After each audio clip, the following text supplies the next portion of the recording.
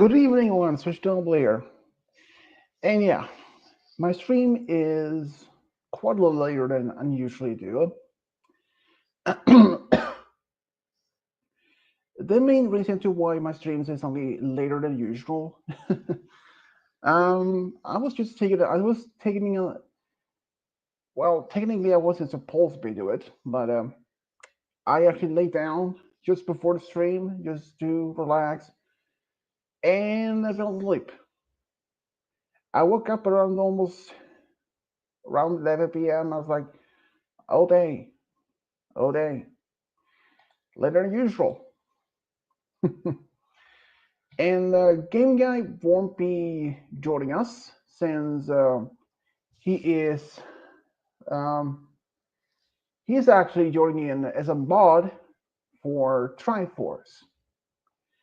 And so yeah, it's so probably be um, and Malachite will join in the stream. So yeah, and what uh, what have I done today? Not much actually. Um, it's a national holiday in Sweden right now. Well, actually passed it by now, and then it's called Midsummer. It's it's a very old tradition. What we would do in during this particular holiday? Um, well, this holiday itself isn't set on isn't set every single June 20th every year. It's actually it can be different dates in June. Sometimes in the mid to late June. Sometimes it's an interesting tradition.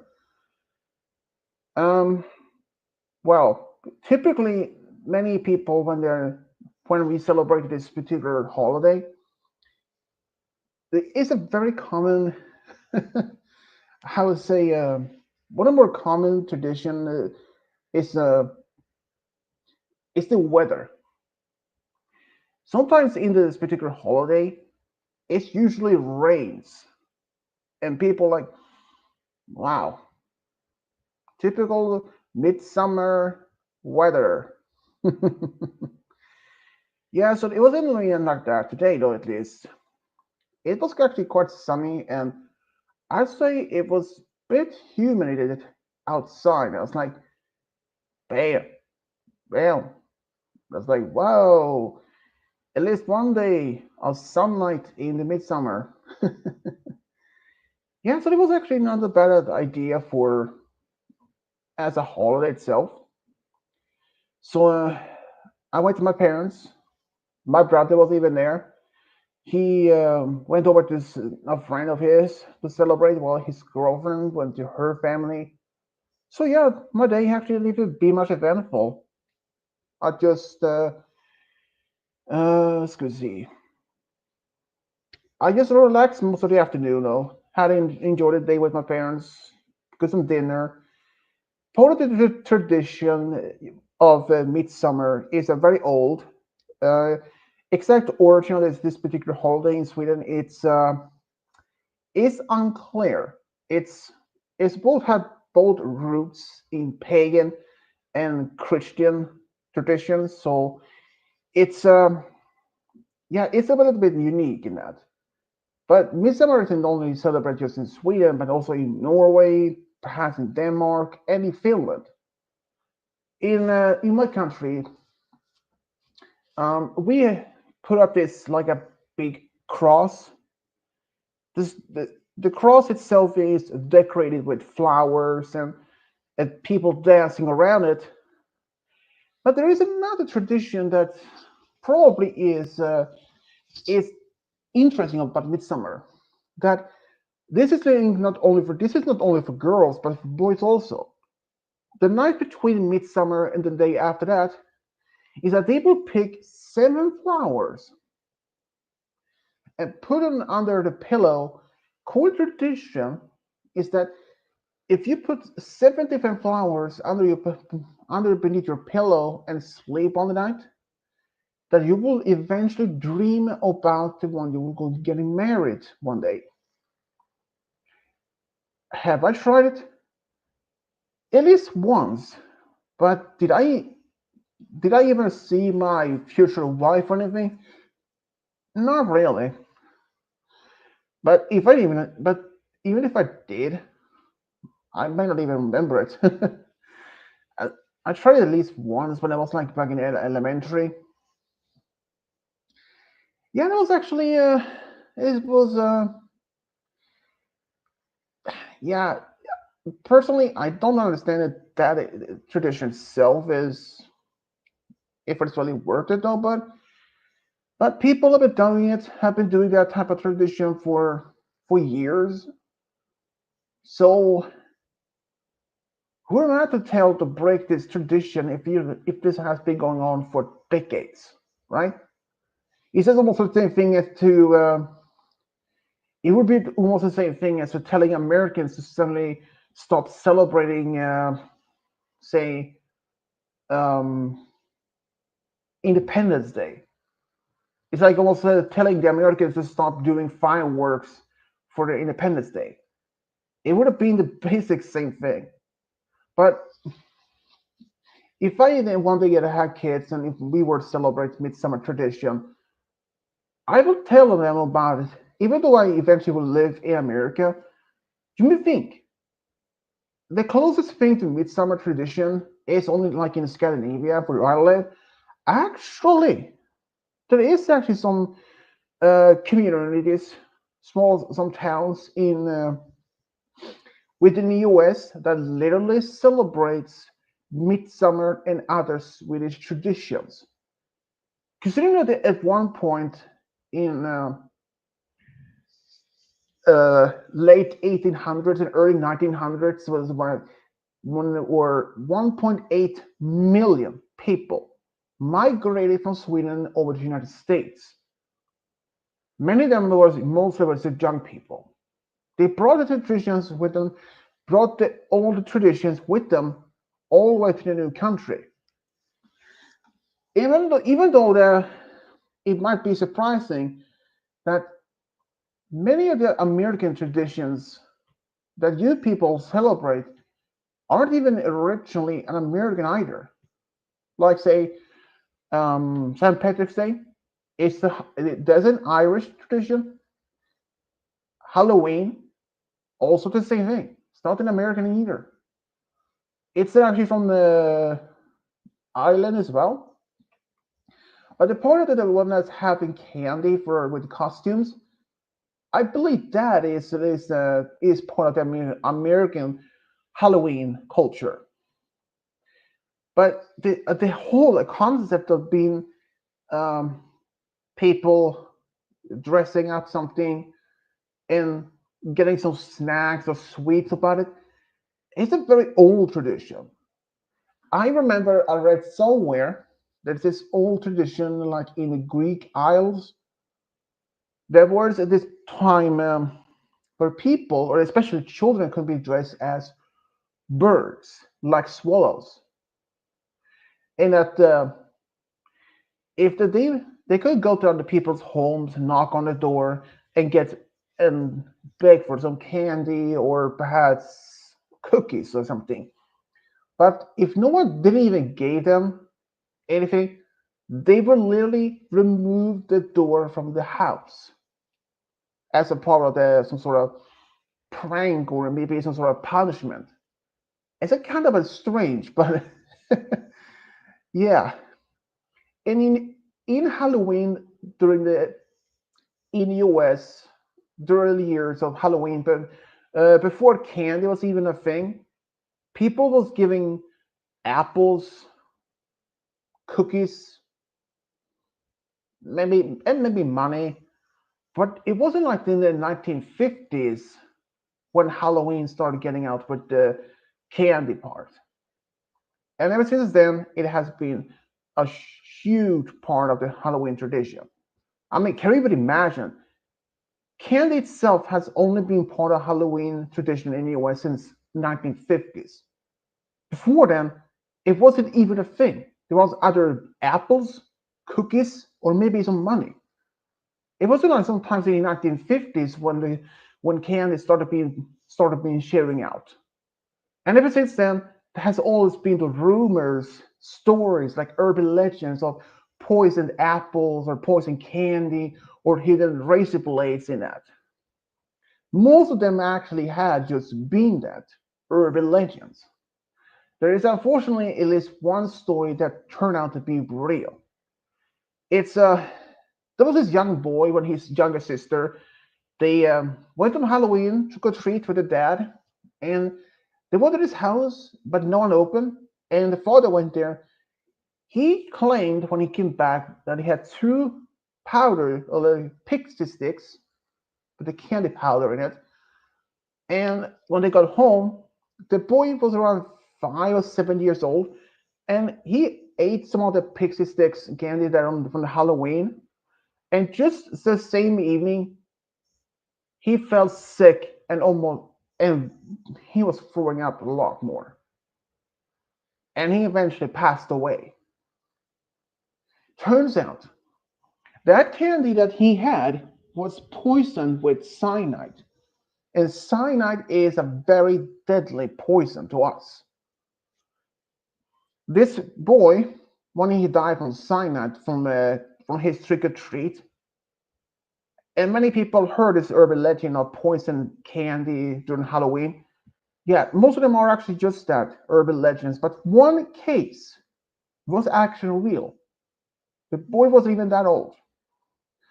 And first, the police was summoned, and they went to this. They asked the father from which house that he got this candy from, because they were determined, and they find out that this candy had been tampered with. So at first, the father couldn't even remember exactly from which house he got this candy from.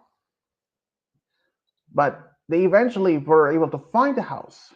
And when they knocked on the door, the owner was home. And he claimed that he wasn't even home during the Halloween, during the trick or treat. That in fact he was at work. And he was working as a flight controller. And there were dozens of other people could verify that he were in fact at work during the time. So he was immediately ruled out as a culprit. But then eventually the focus went to the father. It turns out he was working on, I think it was 2 or 3 different jobs in order to pay for the food, the bills, and for the home.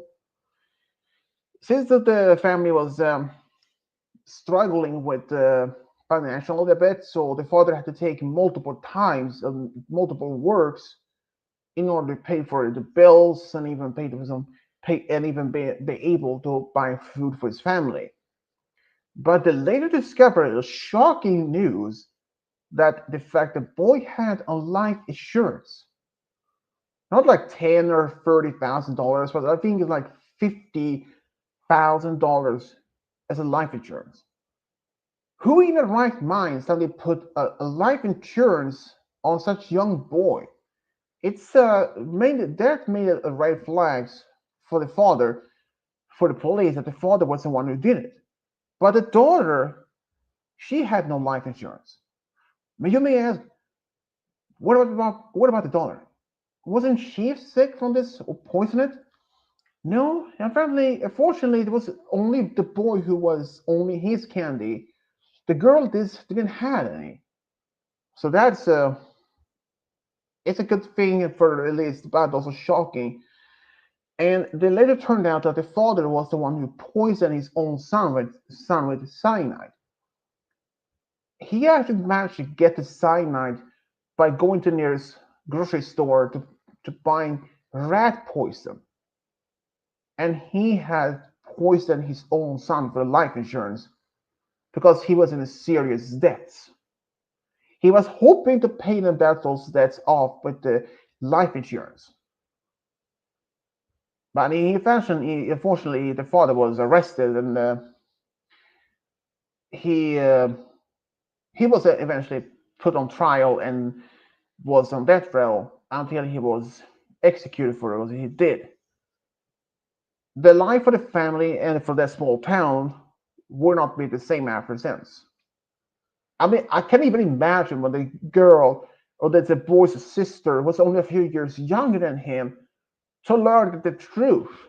Why her father was arrested and why he was put when he was executed, to learn the fact that he was the reason to her older brother was killed. It's both horrifying and tragic. It's a it's a tragedy. It's a deep tragedy. How can anyone be so calculated cold to sacrifice was is willing to sacrifice his own son or even of his own children just to be able to get a life insurance? I mean, seriously, even though you may get some governmental support and all, and yeah, but going so far to literally kill your own child just because you want to life insurance, I don't even know. I'm really speechless of that one. But at the same, I would not be surprised. Ever since then, the U.S. government had decided to change the rules that in order to get a life insurance for even one of your own children, there had to be a certain age limit, so how old they can actually be, and also to certain, say, a, uh, a limit of how much the life insurance can actually be. I mean, 50,000 or maybe $250,000 for the life insurance from a kid that was just 7 or 8 years old. No, I don't think that is even reasonable. But there is another thing. This was actually in Sweden only about a few years ago, about 10 years ago, I think. There was this woman. She was married. She was having has some. This woman was actually so calculated. She managed. Well, her husband died under circumstances that no one even know for a fact how. She thinks many people assumed, at least, that he died from drowning, but people who knew him knew the fact that he was a good swimmer, and in fact, the wife, it seems, at least from what I understand, she didn't show any form of grief or anything. More like just, well, I mean, maybe just cold hearted. But the fact is that years later, exactly 10 years later, well, roughly 10 years later, her parents died. Well, her dad died in the same place while her mother managed to survive. But the thing is, during the interview with the police, this woman's teenagers, kids, girl and a boy, told, at least the daughter told the police that the fact that her own mother had tried trying to get her own daughter to kill her stepfather by dropping a three seat sofa or a couch over her stepfather's head. Yeah, that was. I was like, what? And they were trying to blame it on angry drug addicts. I was like, what? Are you freaking kidding me? Yeah, so that was really calculated on that one. I mean, seriously, it's yeah. So I mean, it's quite a bit amazing how that even happened. Seriously, people, if you really are going it so far, yeah. And this woman eventually, when her dad died and her mother survived, yeah. Even though she was not the one in the cult who did it, perform the act, but she was a mastermind. And let's say this, that when she was in jail, or in the prison, she even said that she was writing a cookbook and that was gonna be filled with her dad's favorite meals. I was like, what? You can't be serious. In fact, your own dude, you were responsible for your own dad's death, and now you're writing a cookbook based on the fact your dad's favorite food dishes. And how cold-hearted can you be? You don't even show any for remorse. Damn. I mean, the fact that this woman was so calculated, cold-hearted, she was willing to give to even to sacrifice her own ex-husband and later her own parents for what? Life insurance? Seriously, people, it's just calculated. And even the fact that she even tried to get her own daughter to kill her stepfather by dropping a couch on his head and later to put the blame on angry drug addicts. It's just it's to go to show you that she is a completely cold-hearted person. She has no remorse, no emotions at all about it. It's just crazy of how many people can be as ruthless. I don't even know. But yeah, it's just I know for a fact people can be cold-hearted, ruthless, showing no remorse. But if I had known anyone remotely to that, I'd be like, wow. And I was that person's friend or even acquaintance, I will be showing remorse of about not the person but the people that have been affected by it.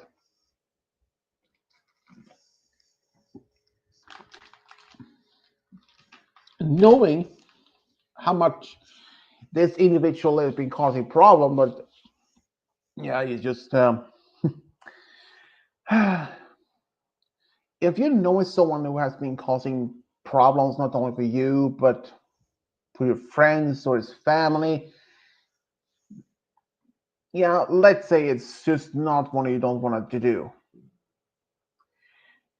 I understand that most people having a friend that you have known for years, perhaps even elementary or even from high school, and sometime later on, as a young adult, boom, you learn the truth. Something you'd be like getting a call from another friend from school, and like, hey, have you heard? Have you checked the news? No, why? You know the guy that we went to have the same, chemistry class with, chemistry class. Um, his name was Luke. Yeah, yeah. What about him? You won't believe it. He literally killed his entire family for just because he had a huge fight with his parents. Are you kidding me? That type of scenario has happened before, and I was like, if that happened to me, all is that if I had known someone like that, I'd be like, how? How can anyone? I mean, can anyone even do that in the first place? Sheesh. I can't even imagine to be a friend or is acquainted to someone who suddenly one day, even if it's a guy he's in high school and he's quiet, shy, and one day was young adult heard the news that he boom wipe out his entire family because of a anger issue or something. I heard this one story. It was this guy. He was like in high school. This was in a small town in the U.S. He um, he was a quiet type at school. He was mostly by himself. He wasn't bullied or anything. I think he was bullied, but I don't know sort of exactly. But the fact is, his family died in a fire, and he was a culprit. He burned down the whole house, including with his both his parents and himself in it. And it's not like it was just your typical arson. It was like a bomb. He constructed a bomb and it boom went off, killing him and his family.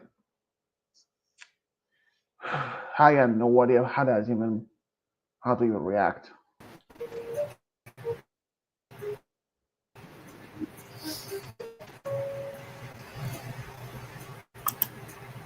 Oh boy. Mm, But yeah, I cannot even imagine to. I mean, it's like this. There was actually in only this early this year when this the most deadliest school attack happened in Sweden. There was this guy. I believe he was like early 20s, something like that, and he literally wiped out. That he killed about 11 people, and there was this like a normal high school or anything. There's more like a I don't even know what to say, but this school or this guy, there was no I don't even know if there was the exact motive mm, for that happened. And yeah, there was even this guy who only I think like 10 years ago, dressed almost like Darth Vader to for another school attack, but he was wearing a sword and a knife. And there were even people walking the hallways, took photos with him as they thought that it was like a cosplay or something. Seriously. If they had known what he was going to do, yeah. And another like the most deadliest attack in Norway, some also happened more 10 years ago. This guy he planned this terror attack. He uh, he bombed governmental building in the capital, and he drove all the way to this small island, only a few miles outside the capital, dressed as an officer. And the people there was mostly teenagers who was part of this youth group of this political party, and they heard about the attack, and they were, of course, afraid if this couldn't reach them when they saw this police officer arriving on this island. And yeah, they weren't even aware what happened. But then this officer started to shooting at him, and he he managed to kill 69 people total on the island, all teenagers. Not all of them died, though, but some of the survivors they jumped in the lake. This one in the summer, trying to swim away from the act, from the all the shootings. There were even people who were hiding in buildings, and there were even some. This was even later in an interview by some of the survivors. I believe it was only it kind of been like only a few years after this shooting that some of them even explained, even revealed they were hiding underneath their dead friends who had been all been shot, lying under their complete dead friends shot, lying underneath their shot friends in order to keep themselves alive and hiding. That is a trauma that will never go away.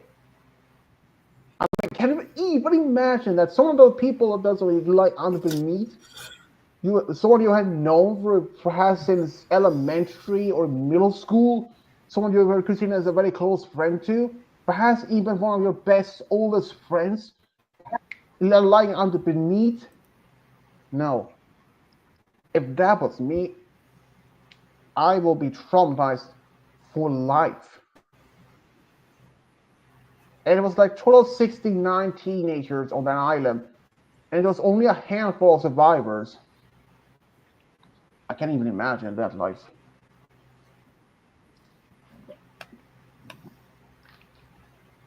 And this guy who did it, he claimed that he was doing it as a crusade, like the Knights Templar did. In fact, he even put a manifest of his belief on the internet. but the Norwegian government and I believe it's police or something like that, they managed to track it down and remove it from the internet. But yeah, I can even imagine that. Seriously, people. Mm. I mean, I mean, I mean, be on an island during the summer for a youth group for this political party, talking about the politics, maybe interact with some friends and all. And suddenly you hear in the news that there's a bomb attack in the capital, and the same guy performing this. I can say this: they were actually even revealing, like a few years later, after this, that the guy who was planning to do this, he he had placed a car just outside the this governmental building.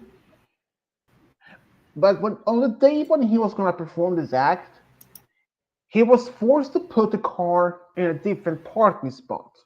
The one he was planning to use was already occupied, and I can say it was probably the most deadliest attack in Norway. Let's see here if I can find 2011. I think it was, I don't know if it was 2012, but 2011. Let's see here. Um, let's see.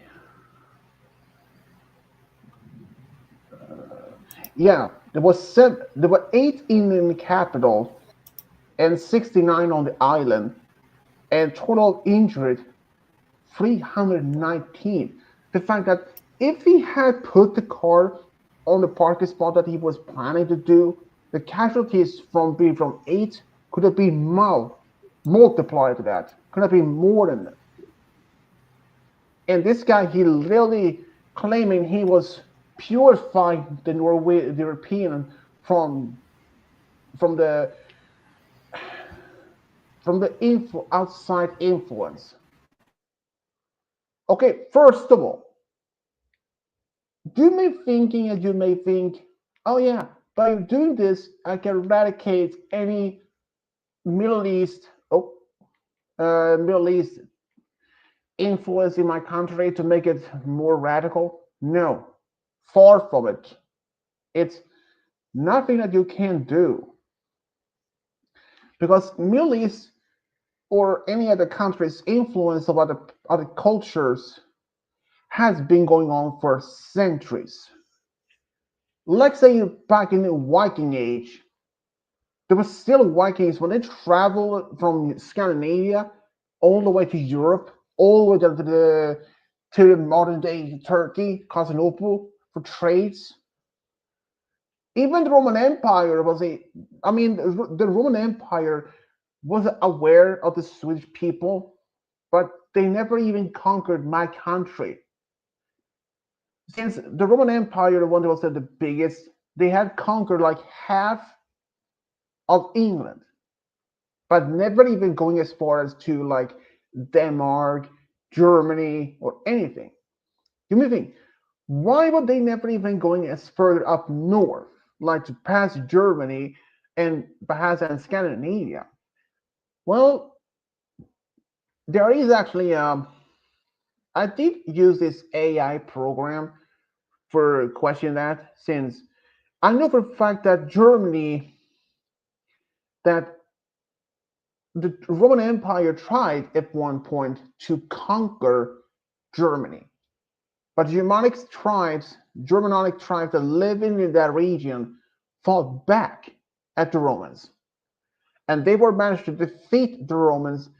And from that moment, they decide the river that would pass through that area would be the borderline to between the Roman Empire and the free tribe and tribal Germany. And then they may have a question in this to this AI program. Why never did the Roman Empire even conquer the Scandinavia? Well, it turned out the climate, because the Romans had always been very much adapted to the warm Mediterranean seasons, like a warmer climate. But if the further up north you gain, like to northern Sweden, for example, you will experience more colder. So, um,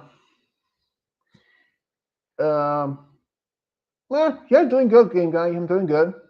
Just, I was supposed to be streaming earlier, but let's say I was laying down just to relax, and I fell asleep, and I wake up around could have been close to 11 p.m. or something like that. So I was like, damn, okay. um, but yeah, so the Romans, they never even conquered the northern Sweden. Even if they would, I don't think that they even would do it that. But the Romans, they were familiar with the Swedish people, even though during that time, the name Swedes or Swedish wasn't even a word because Sweden at the time was not even a kingdom, at least not a united one, but more like could be hundreds or thousands of smaller chieftains, chief kingdoms, or something like a smaller kingdoms in the like yeah, it's a collection of smaller kingdoms in just one country. So yeah, so but the Romans, they were aware of my country's people, and we or actually there were some tradings between us.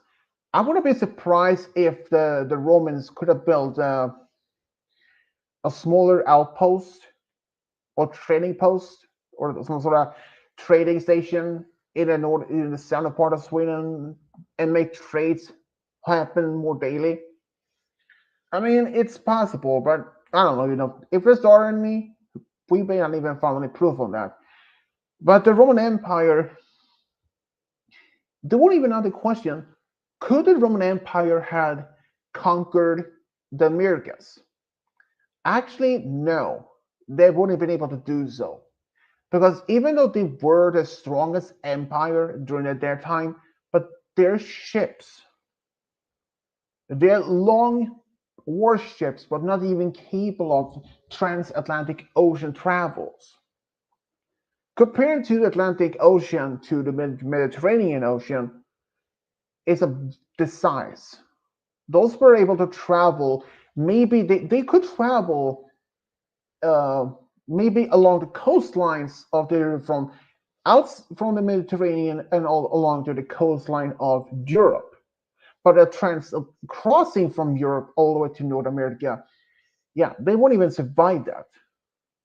So, but even if they would, it would still not be possible for them to conquer the whole continent because there are a few reasons to that. Like, since they were unfamiliar of any land beyond the great ocean, knowing of the fact, so yeah, that's okay, game guy.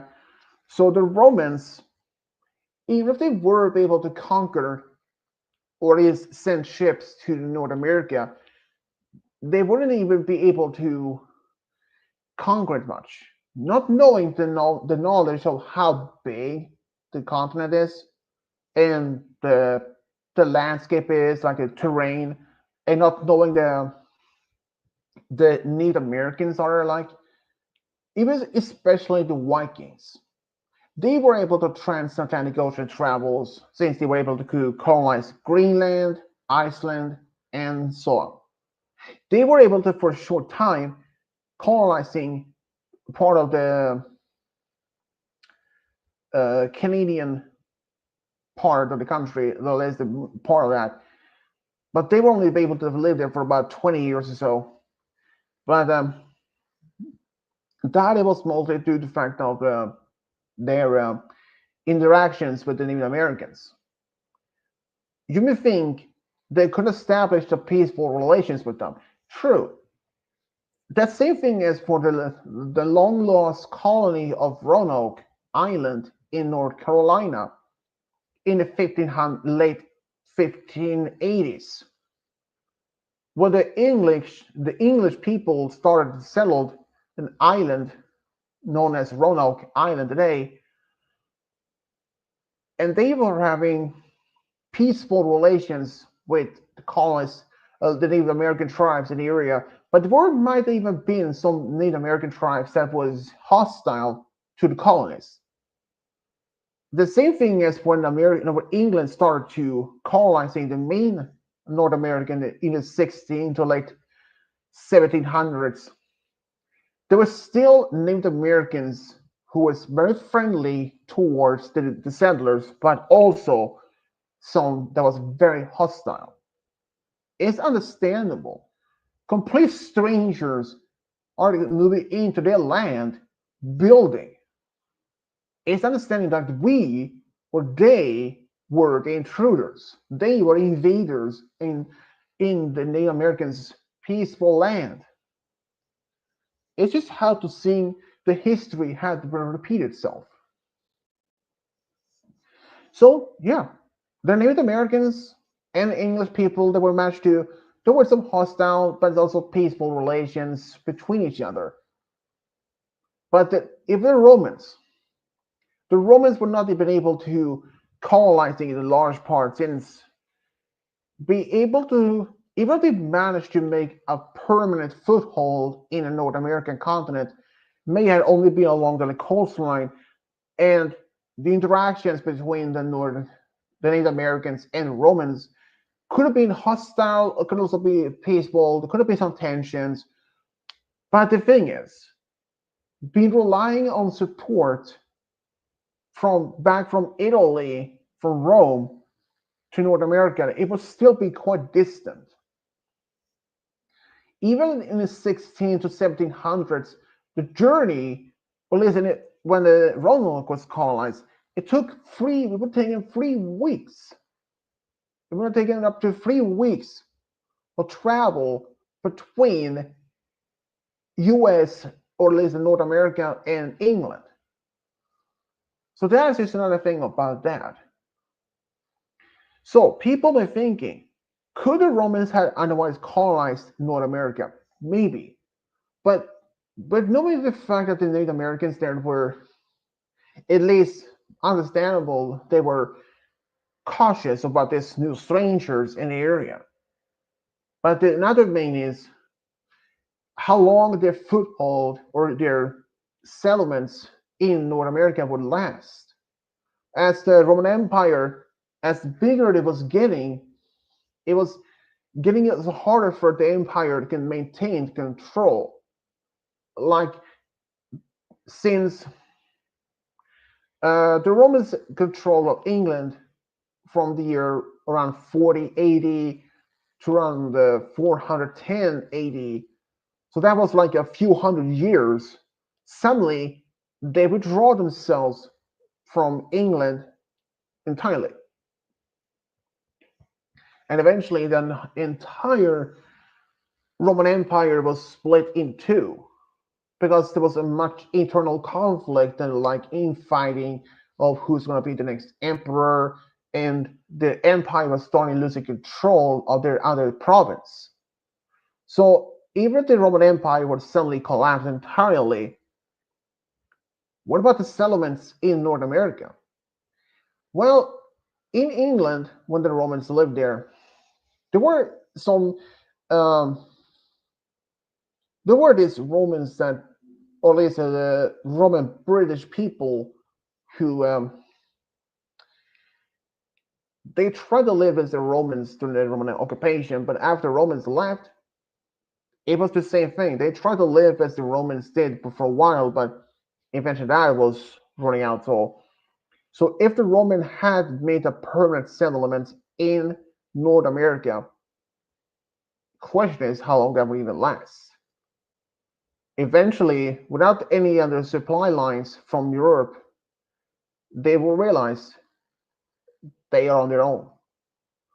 They will try to work out to live out as the Roman Empire, perhaps the last Roman colony, but eventually they might even be either there are a few factors of what could have been happening to they suddenly abandoned.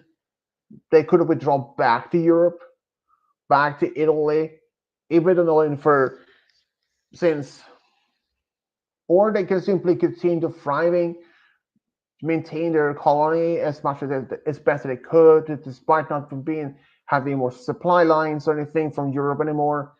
Or there might even be this third option that they would simply disband the Roman lifestyle and started living as Native Americans do, interact with them, and even joining the tribes, and eventually became part of that.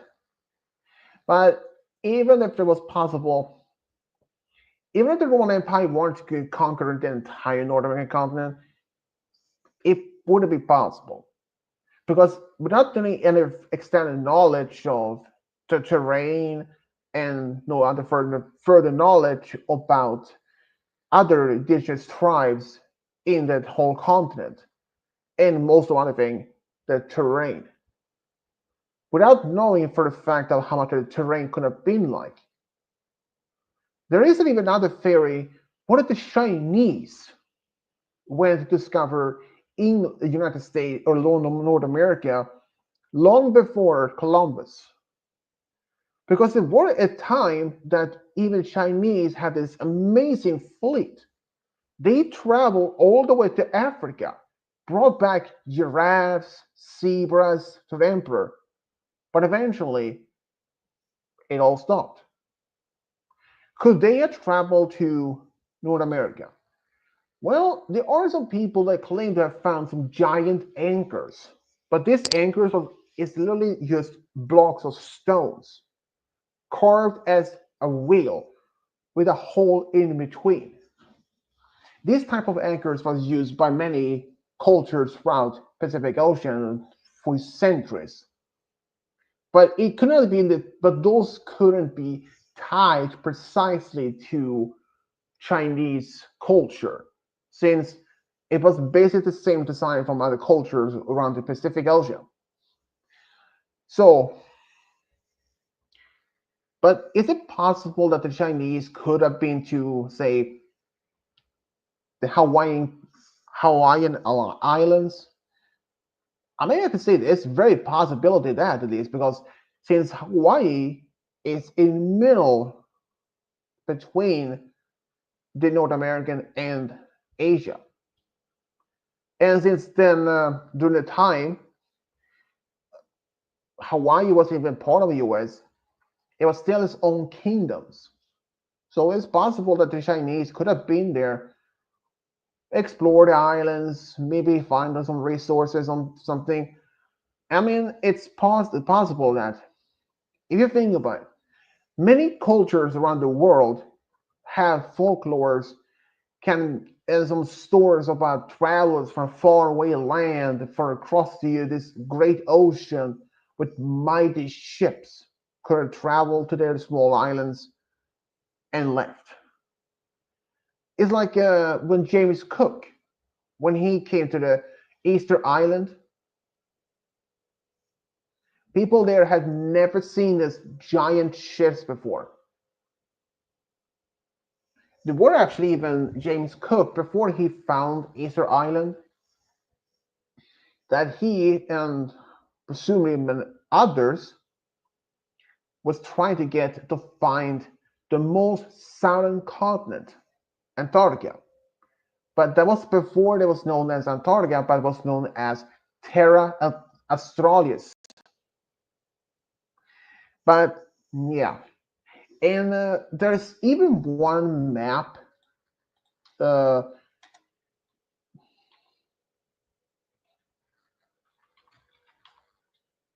Supposed to be a map that's showing uh,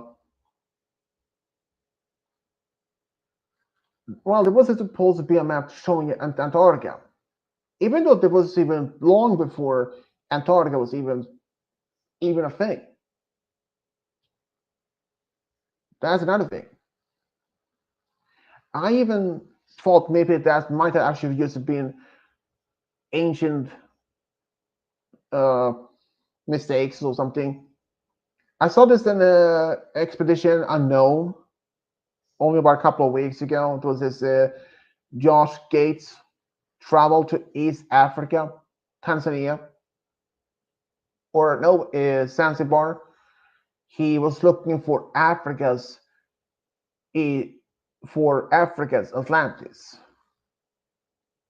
and this supposed to be an uh, equal to as Africa's version of Atlantis was actually real. This one was actually a real place because it was a Roman Empire settlement. But in the medieval time, it was completely off the maps. No one knows exactly what happened. But at least they're confirming it did exist. But about Plato's story about the Atlantis, yeah, it's going a lot of questions about if believing in his version of the story.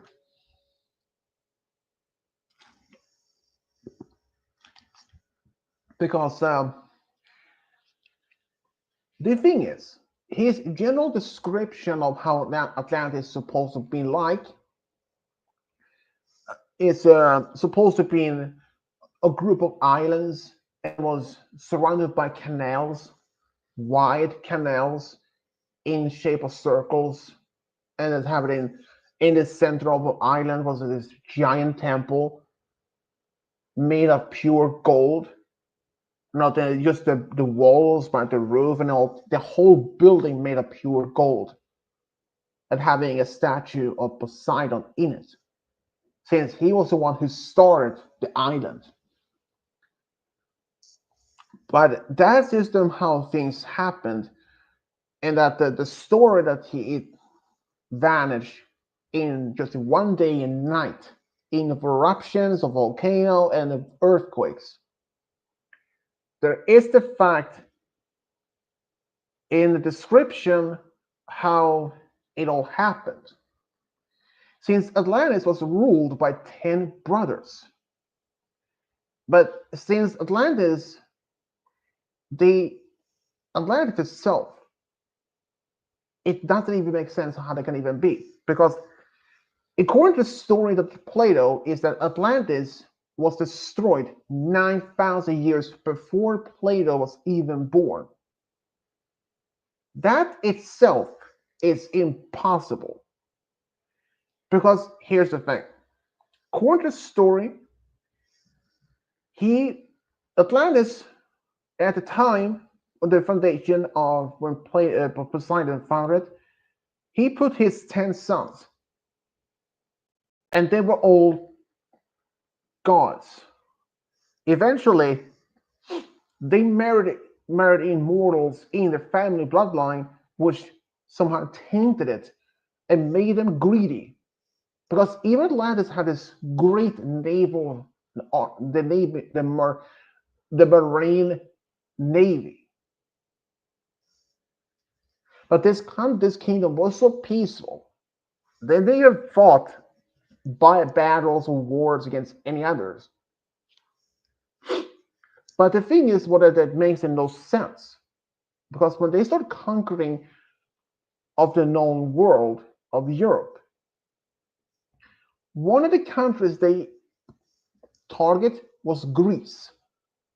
And according to the story of Plato, is that they were defeated by Athens 9,000 years ago. That is the reason to why it is impossible. Because 9,000 years prior to Plato was even born, at that time frame, it was during the Ice Age. And there were no even if the humans did exist, most of Europe was covered in ice. Well, this was around the edge, near the end of the Ice Age. Europe was still was not has not even warm enough for even that, and people were even living in cities. So Atlantis, or at least Athens could not have existed 9,000 years ago. Athens was actually founded as a city around 508 AD, BC, not 9,000 years ago. And that is just crazy. Plato made had just add an extra zero in the story just because to make it more dramatic and all. But he put so much, but even during his time when this story was published, there were in fact even some people, even during his time when he made the stories about Atlantis, that they didn't even believe him. There were people, even some of his own students, perhaps even old masters or his teachers, they dismissed the story of Atlantis was just fictional. But there were people who believed in this fictional story was real. And they persisted for over 2,000 years. So even to very this day, people still believe that Atlantis is real, or at least were real. But then, the main question is, where were Atlantis even located? As the region has the name Atlantis, as Atlant for Atlantic Ocean. Well, this was before even we knew about tectonic plates and the movements. But based on the fact that this island, people were like, how big were Atlantis, the island itself? Well, Plato actually gave us in one of the stories about the description, it was combined with Libya and Asia Minor, or Minor Asia, which is Anatolia, the region around Turkey, combined those two regions together to give us the exact size. And that's big. That would be big. But it turns out, even though the fact that even though Plato gave us much of the description of how the culture was like, that how the lives was like, he was going to work on 3 stories total, but only 2 was ever made. The main reason to the third one was never made, or even, well, maybe there isn't like any actual answer to why there was no, the third one was ever complete.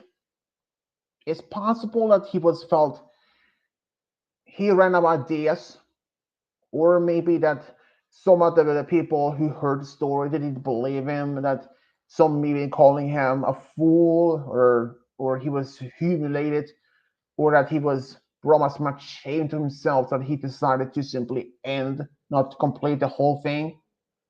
The thing is, the second part of the story ended in the mid of a sentence. So people have no idea what it's going to end like. If he had completed the third, that might actually give more details of exactly what happened. Atlantis has always been described to be a very peaceful, magical, mythical place. And to describe it being placed on many different locations, like in Atlantic Ocean, Mediterranean Sea, and even the Bahamas. And of all places, there was one Swedish scientist who believed that he thought that Sweden was actually there was that was remained of the entire island, but that was proven wrong. But then, one of the theories, or at least many of the possible locations, one of them is the Azore Islands that is on the west near Spain, that was considered to be as potential of the remains of Atlantis. Plot twist. As the story goes, the whole island vanished underneath the ocean. So how is it even possible for the Azore Islands to be remains of Atlantis? if the story saying that's going to be has sinked under beneath the ocean. But that's the thing, it's possible that it could have been done. But then, what about Bahamas? Well, in the 1960s, this diver found what he assumed been underwater road, which is known now as Bimini Road. And people starting to believing that now they have found actual physical remains of an ancient underwater city. This was not even near an island itself. This was middle of the ocean. But then, in the 1970s,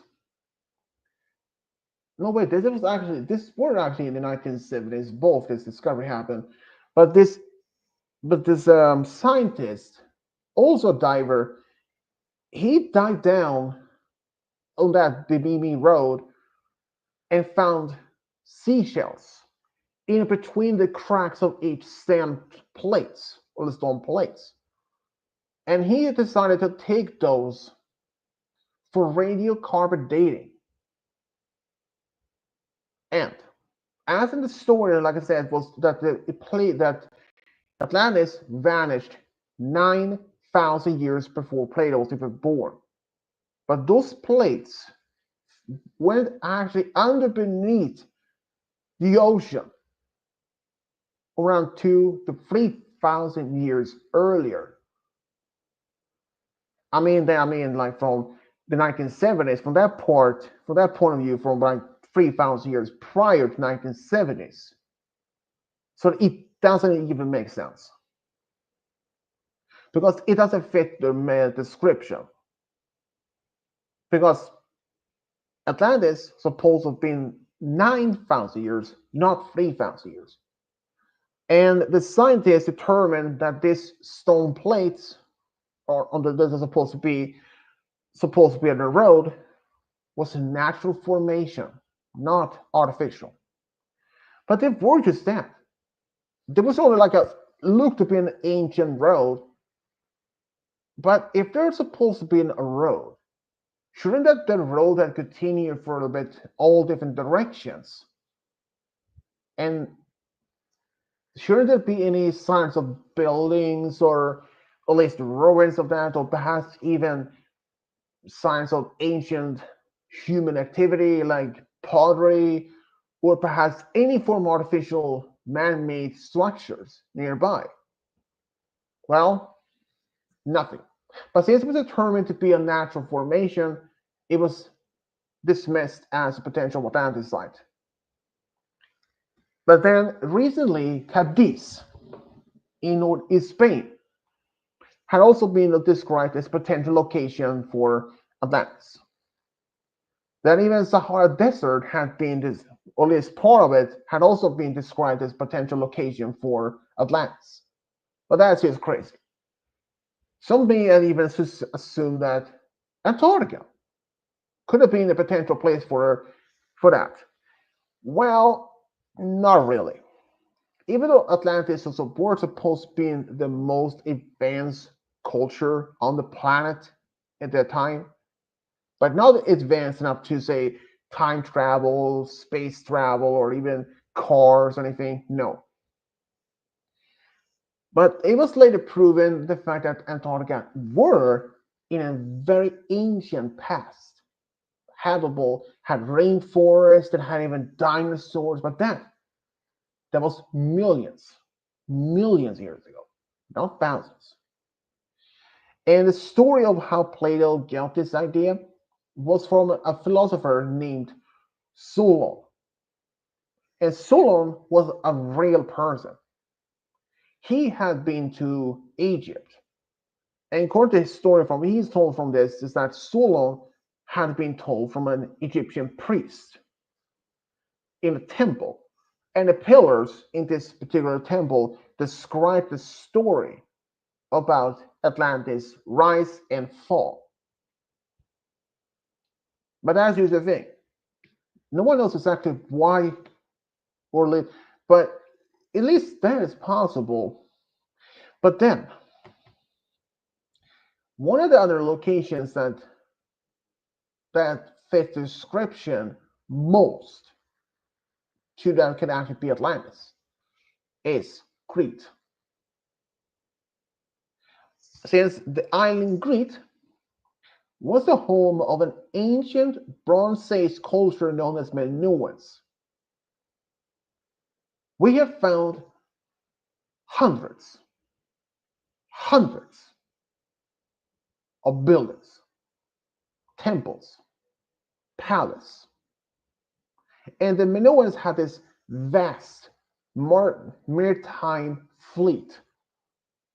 They traveled all over the Mediterranean Sea to do trading, not only with the Greeks, but also with the Egyptians, and even perhaps even other cultures around the area.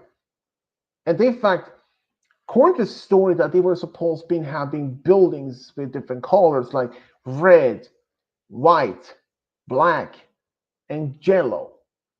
And the fact is, the most famous building or the remains of the palace of Knossos have all those colors in the description. It makes sense. And the fact that the Knossos was built in several layers, like floors on top of each other, like almost like an apartment building, kind of. It had multiple rooms. The Minoans was, even though this was only in the Bronze Age, they had indoor plumbings. Well, not technically the same as we do have, but they had indoor running water system. They had toilet system, and they had this great fleet, basically the same thing as for Atlantis, to have a massive fleet, and the Minoans had the same thing. And that's another thing. The Minoans, they were thriving culture, and boom, gone. Simply just gone, without a trace. No one knows exactly what happened to culture. They thrived from the year 3100 BC all the way to 1100 BC. For 2000 years, for 2 millennia, gone. No one knows. They had their own writing system, but it hasn't been deciphered, and it's called Linear A. There is another writing system that was found on Crete, Linear B. That one had been deciphered because it was based on made from the Mycenaean culture in from Greek.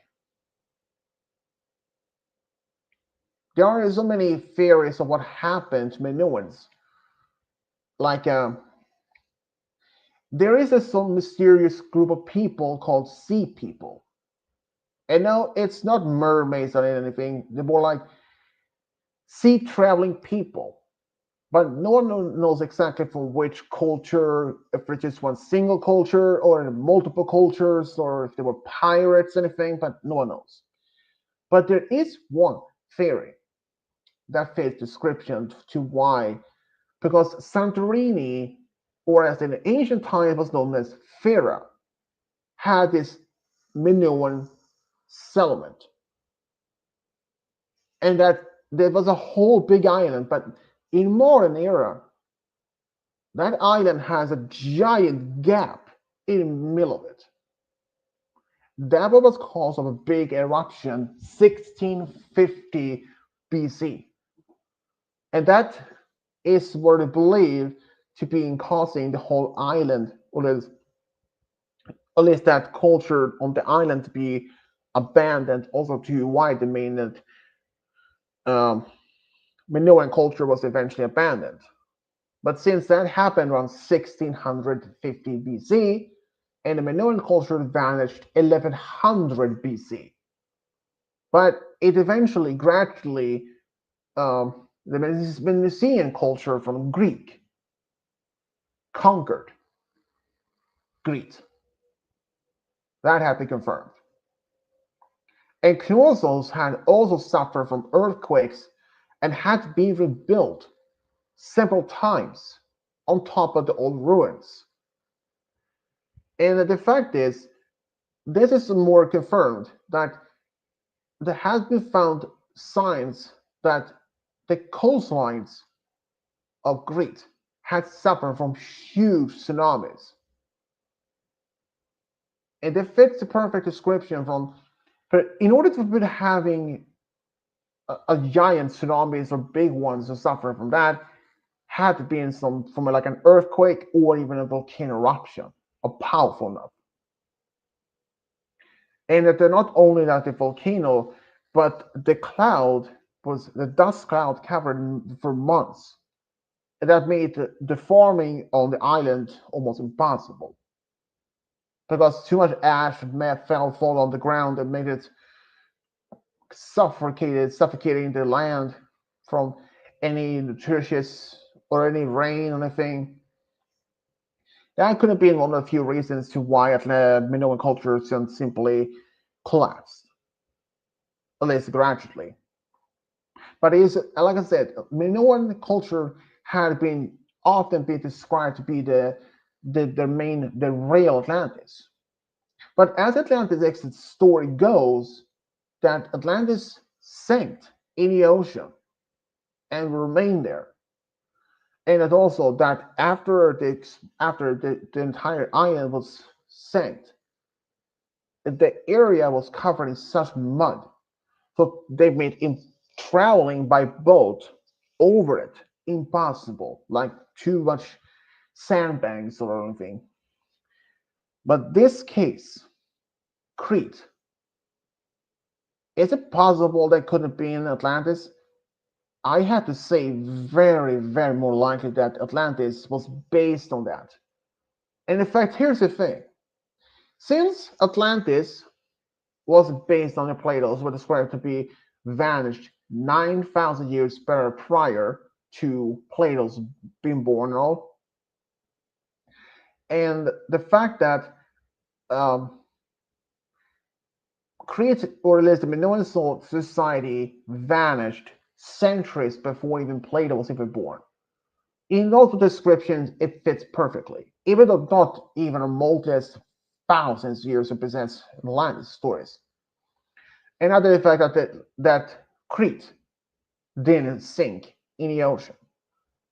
But it is possible that the fact that the story that Solon, who told Plato about this mysterious culture, could actually have been Crete, the Minoans. Because here's just one of the details that fits perfectly. Minoans had this trading relations with Egyptian culture, who existed correspondingly correctly around the same time. And Egyptian culture did exist even after Minoans fell. So it makes perfectly. So if there were a temple describing this ancient culture, it might not only be Atlantis, but it could actually be the Minoans, since they had a trading relations with the Minoans for hundreds of years. So description that Solon was told from the priest, what he told later to Plato, could actually have been Crete, the Minoans, in that Plato just only added more of his own. But then you may think, say, wait, that doesn't make sense. If Atlantis was supposed to be vanished 9,000 years ago, and only let Atlantis or the Minoans that disappeared only about a few hundred thousand, maybe only a few centuries before them, earlier, well, it's more likely that, and this is something that many historians, many writers, sometimes can actually add some details to just make the story more thrilling, excited, to have such thrill, romance, and such things. It's possible.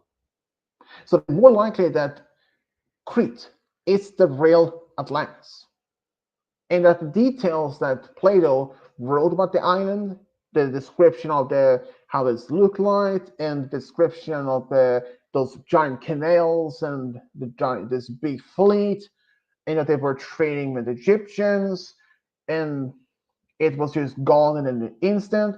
Some of the details match perfectly as Minoan culture did happen, but some of the details that Plato just simply added to some of his own, made it added some details, changed some of the part of the story, like how old when they disappeared, and adding this the fact that the people were descendants of the Greek gods, and the fact that Atlantis disappeared in the ocean, but makes no sense. So maybe that Plato wrote about the Minoan society as a whole, but added some plot twists, or that he just changed some of the description of how the island looked like, and some of the science description, and when it is supposed to happen, or when it's supposed to be vanished, and what happened to the island.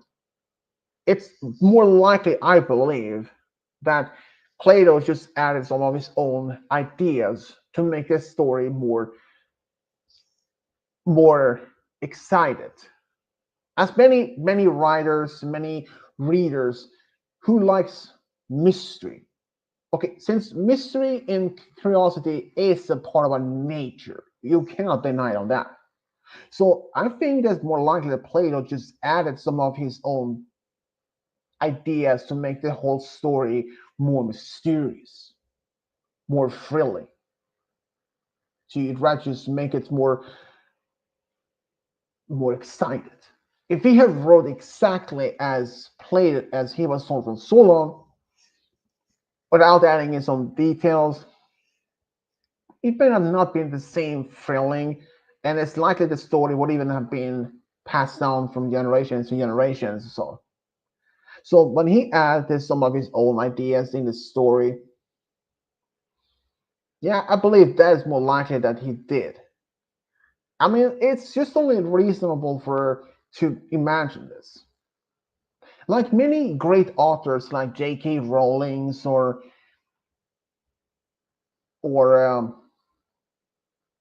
George Lucas. George Lucas, who made Star Wars, he made it such thrilling, mysterious galaxy filled with so much new wonders about the Force, about the Jedi, the lightsabers, transport, spaceships that can travel faster than light and such. That's an announcement like that. Some of those things are based on like real human society on Earth, like some of the cultures, designs of the buildings, and some of those worlds are based on real, on like some things on places on Earth, like Mustafar. They have been based on the lava flood fields on Hawaii, Tatooine. Could have been based on like Sahara, and in some other places like Naboo could have been based on say Mediterranean, and so on. So I believe Plato wrote about exactly about the Minoan society, but he just added some of his own ideas into it to make it more mysterious and more thrilling. Of course, there might be some people that might actually be against that the whole idea, but of course, it's up to people what they how they interpret it.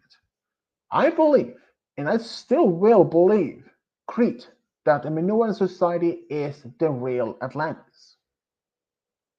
And though um, about Atlantis, this was also in the 1930s, around 1938, just before World War II started. Like many people probably heard this, that Hitler was a little bit of fanatic to the occult, but even one of his own right hand man, Heinrich Himmler, the leader of the SS Guard, he did send out an expedition to Himalayas to find survivors of the Atlantis. Yep, you heard me right. It's he believed that some of the survivors, the war survivors from Atlantis, and they managed to escape to Europe and migrated to Malayas to founding a new ancient culture since they were believed to be based on superhumans or the master race or something. But the expedition did went to Himalayas for real. They did, but they came back empty-handed. No traces of any ancient society. No information.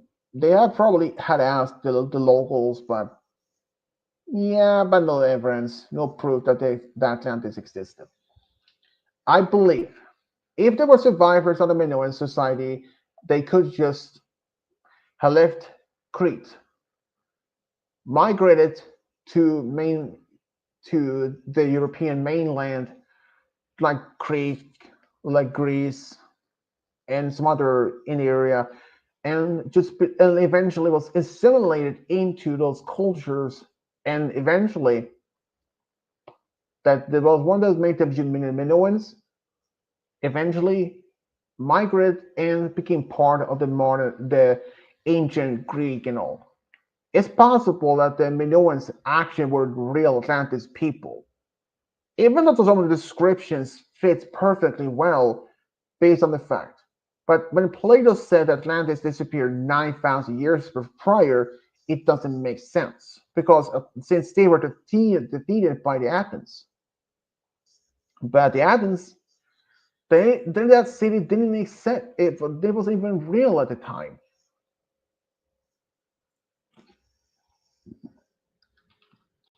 There are even other places that also similar to Atlantis, but like Lemuria or the long lost continent of Mu. So it's supposed to be in the Pacific Ocean.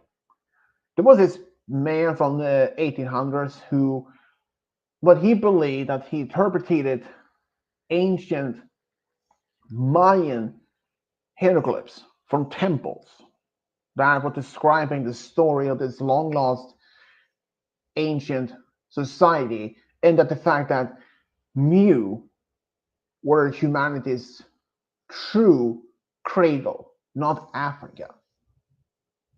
But it turns out that story was just an even the place was even real. But this was also before we knew the fact of the tectonic plates movements and all. But personally, I don't think the description that Atlantis was 9,000 years prior to Plato's life. No, I believe, and I will always believe until this proven otherwise, that the Minoan society are the real Atlantis. So yeah. Are you still there, Malachite?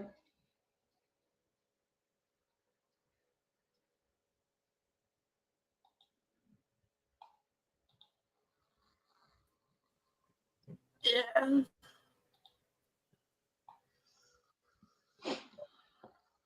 Well, it seems no one else is joining in since Game Guy is Triforce stream. Um, Kubo is on online, and yeah, so I don't know. I don't even know what else to talk about. And I don't even know if I want to keep this stream even afterwards. It's not like anything bad that happened, just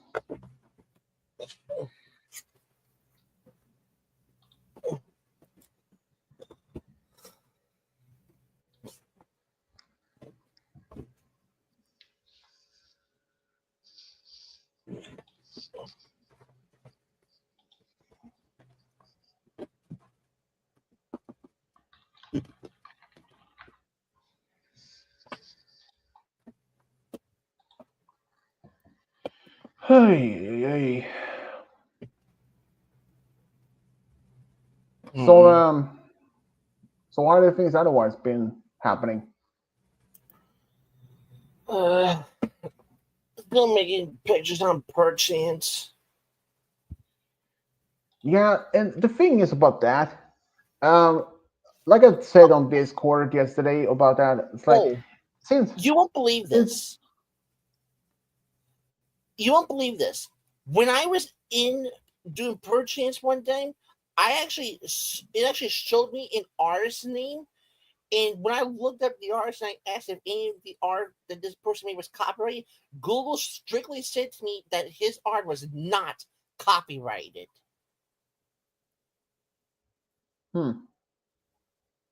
I actually looked up an artist said to me by Perchance in the description. And it said not copyrighted.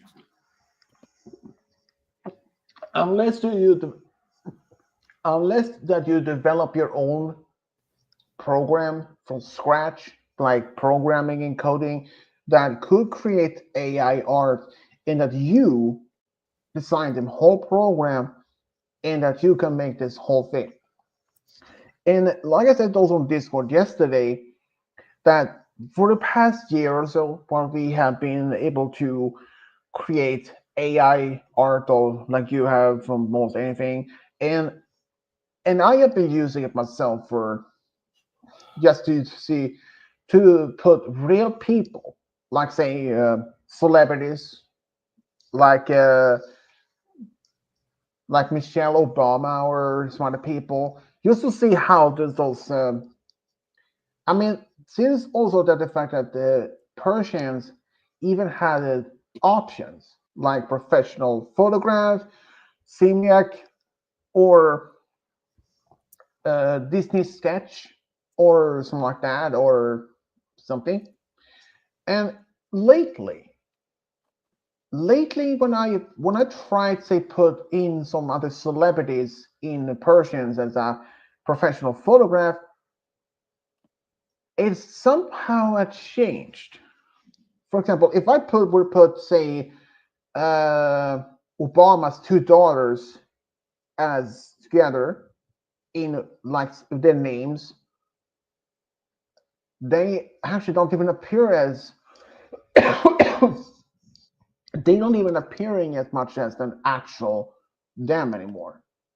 But I mean, I'm not judging that. It's just but since the technology had advanced that much, but then, and just yesterday, Okay, I was like, you may want to read this in private chat because I found this on Google.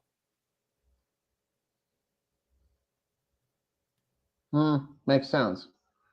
But also, like I said on yesterday, I was actually curious since that the Persians has that description that you can put in this text how you wanted the picture to be like if you ever want to like you have with trains, dragons, Semi Pegasus, trucks. yeah, like that, and that you can put in description like almost in detail that you want how that to be like and the surrounding, and it's incredible. I mean, and I was just looking at Persians yesterday. I was like in Google Persians AI video, boom. Uh, oh, okay, first of Sunday, but I was like, Wanted to show you. yeah, yeah, like this, and I was like, I was just like looking into this as with the AI um, videos in similar to that, and I was like, what? Persians had the function of to be adding a video or at least of the text into the description to make it as a video. So I tried that. I put in something similar, simple in a text, and it didn't work. It says this was only a demo, so it couldn't even generate. So I went to other. I went back to Google, clicked on another search from the on that similar response. There was one that literally was having that could give you. There was the description. You put like say you could even make like 18 plus content if you want it as an option. And if you just put the search bar when you want to search for, and it did create the supposed video but I couldn't even watch it. I mean, I really couldn't even watch it. There was a sound in the background, but I couldn't even hear it. I couldn't even see the video. It wasn't even part of it. I was like really surprising how this. I mean, to me, since as you know, my I was logged out from my YouTube only about a few days ago by accident myself, and since I have been seeing these videos online on YouTube with Bigfoots walking around, holding a selfie stick, talking, and it's like they were looking real, like authentic creature. And they even had other Jedi next to him, or even real humans like women. I was like, damn. I mean, I was like, until like 6 months ago or something, none of that did even existed. Only AI pictures or simple AI videos. But this, the Bigfoots, I mean, only about a couple of days ago, only about a week ago, I just watching the app on the YouTube on my TV. I was like, and I saw this. What? Bigfoot? AI? So I was like, okay, click on it, and sure enough, I mean, they were like authentic. So I was like, I got curious, but I wasn't going to make any AI videos to be posted on my channel since, due to the fact that that person said back then when I made a story. But I was just like, hmm, maybe I can do this as only for just to make fun of it. Just about just like you were hooked on the Persians with the AI art and all that. Like I was like, why not use it if I could just do this with as a video? Just to try to play around, just to make it a little bit fun of it. But the problem was I had no idea since Persians, at least at the time when I first found out about this, didn't have any form of um, um, um, basically wasn't have this function of videos to make as a video. So I went to one. So when I started looking at Bigfoot's AI on on my TV's YouTube app, okay, I was like looking around, and I came across this one channel, and that guy talked about how to even make video. So I wrote down the name of the channel on a piece of paper, and then I actually went to my computer to look into that. And I was curious because recently, as if only about a week, I've seen so many of those Bigfoot vlogging, like actual, like they're looking as you're just walking around. So I went to this guy's channel, and there was then when I tried to click in the link, which somehow by accident I wasn't even sure exactly what it sentence meant. Logged out. So, but after that, and then when I panicked, when I realized that I didn't even know if I could even get back into my channel anymore. So it was then when I was like, you know what? Screw it. I'm not going to even try to do this. But I still went back to Google yesterday and searched for like Persian's videos, or at least AI video, just to see if it was possible. I mean, considering that they had these AI pictures, I wouldn't be surprised that they actually have videos. So I just by search like Persian's AI video, and boom, there were multiple ones, including one that I put in a link that was like even cool. Was like, what? Damn! It literally contained that it's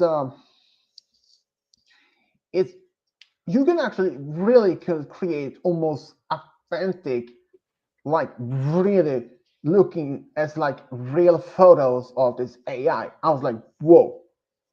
AI had been so advanced for the just past few months. I mean, now these days, when you're looking at on the say YouTube for news or about a movie, you think, wait, is that real? Like, say, if you're a fan of a big franchise, say Spider-Man or Star Wars, and since there's going to be multiple new Star Wars movies for the next several years, and I was like, when I saw the a Star Wars video, a trailer, I was like, wait, is this real? But it turned out it was just fan-made AI video. I was like, holy. And even there are this channel called Saga AI Lore. They're taking TV shows or movies and turning them into like a TV intro. That can be Lord of the Rings, uh, Marvel, even Jurassic Park. I was like, I mean, AI has been so advanced. If you want, like, if you go back 20 years and you even start talking about when the internet was in its infancy and talking about AI, it was like, no, that's not a thing. Closest to AI was probably like from in actual science fiction movies, but and as a program of the internet, yeah, it would even be. And I don't know if there would be if internet back then was able to control that. But now these days, but as AI is getting so more advanced, people may start to bring questioning that, like, say, if they're watching this on, like, say, on YouTube, now that many big, big news channels like CNN, Fox, you name it, have their own channels, and they can and you start seeing this video, and like it's supposed to be news, and you're like, wait, is that real or is that AI? Now these days, the AI are just getting so more realistically, so advanced. Even I can't even tell apart if I'm seeing an actual news or trailer for a movie or if that's AI until I've seen the end. But if I search for that movie, if it's real, if it shows up nothing, then it had to be AI. Isn't it incredible? Just like say, go back just only about a couple of years ago, AI may not even be such advanced, but now they are even so advanced enough. And who knows how advanced it will be for the next 5, maybe next 10 years from now. Might even be so more advanced, so sophisticated that you may not even tell apart if that's real or even AI. It's just how incredible that it is. And that's just it. Images generated by Persians or any other Oh, AI this one's program, Spanish. I say, that are currently not under protection of copyright in the US. But that might change, you know. I mean, as they might actually be changing for the next 10 to 20 years from now, who knows?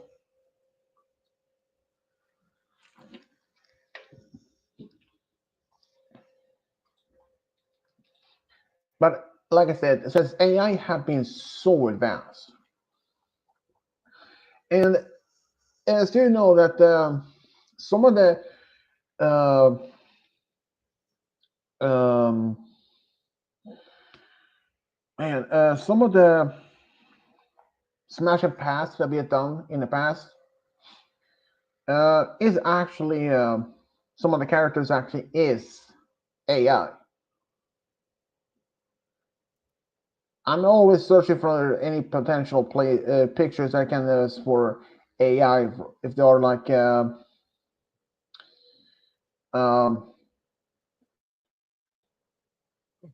well, mostly like say just if there's gonna be also in the active stream or in the active stream. So if I can, I sometimes could even use Persians for that, or even just Google.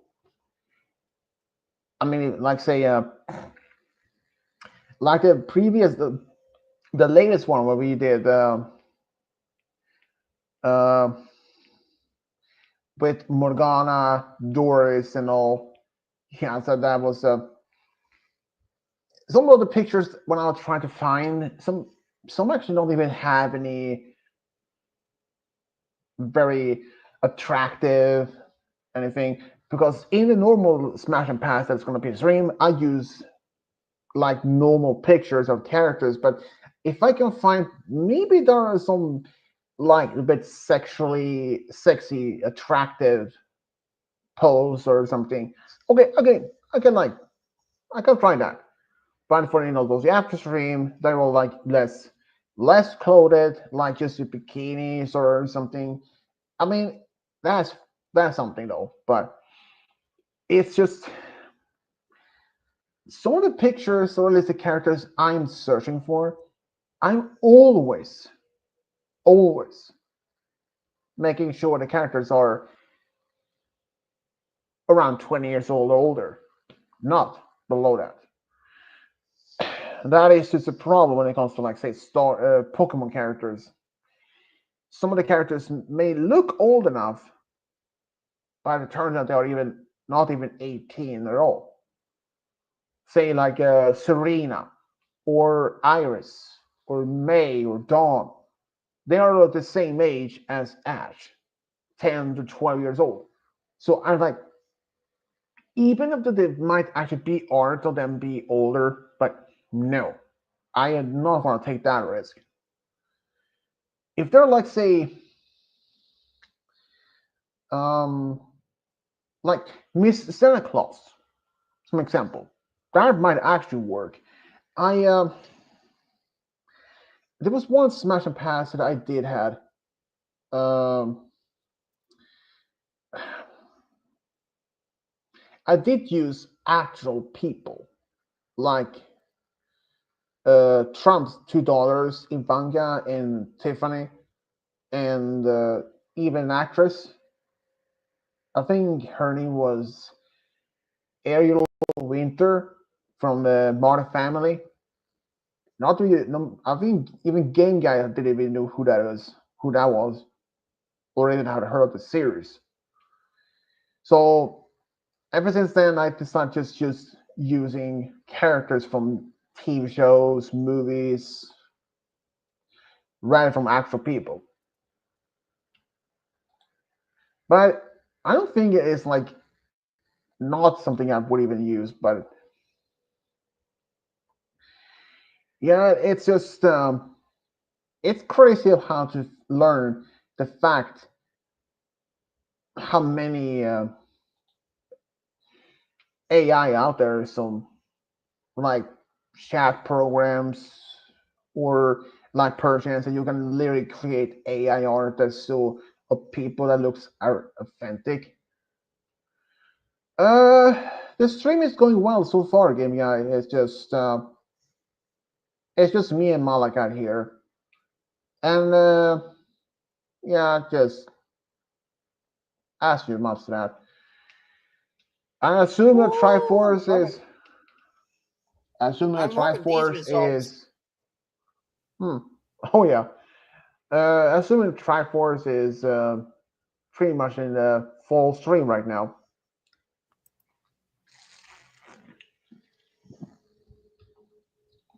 Yeah. So I mentioned to get Malakat earlier about what I mentioned yesterday on Discord, that Persians now like this had the pictures that you can make, and that when I like, wait, what about Persians as an AI video? Since um and since in the as Persians that when you want to create any type of picture of anything like that, small kind of for trains or dragons, and in case he that you can only put in the search bar what how you want the things to be described. At I was like, what about the video? And I was like, but at least of the Persians that one that I searched didn't even had any form of at all. Okay, Swedish, save or pass this truck right here. Oh, that is a keeping. That's a keeper. Absolutely.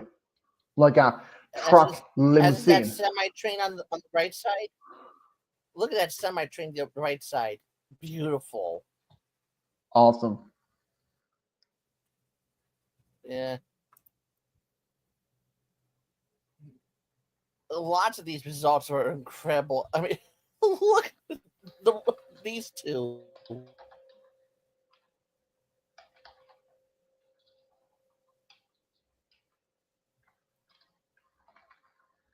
I mean, look at these two at least. Cool. Hmm. Those two are also pretty cool. You can see that they got like steampunk, streamlined, futuristic looks. That's more future than you can get. Hmm. Yes, I do have a detail of two gold smokestacks and possibly three golden spaceship boosters right on the back of it. But how is that some booster on the back of this one left side?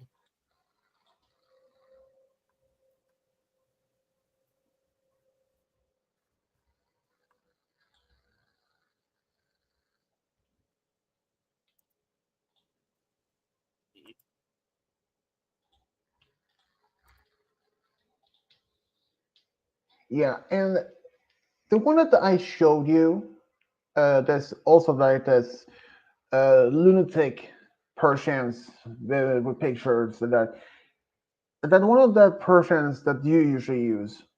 It has its sometimes limit up to like 12, 15 as much as total pictures each time. But this one that I found, it literally has number from 1 to 300. I was like,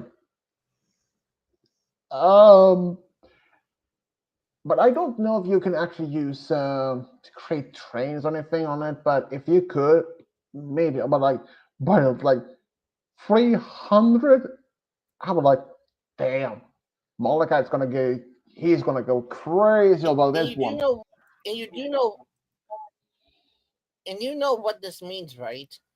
With me sharing with you these pictures, if you was to make a video and showing them, then you might want to mention that none of them are copyrighted. Yeah, I might actually. And since I actually made a story about only about months ago or even a year ago, I don't even know exactly when I What did. the heck? What? Left side. Oh, wow, that's a keeper. That would be for Hayden. Hmm. It looks just like him. Yeah, that it does.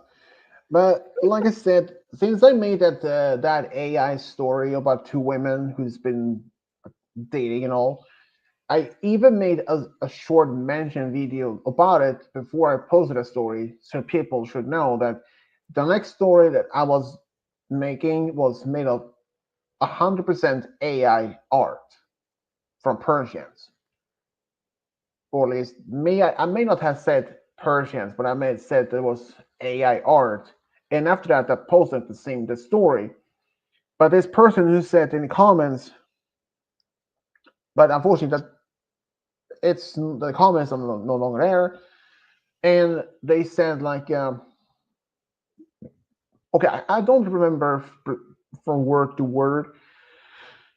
It was like saying,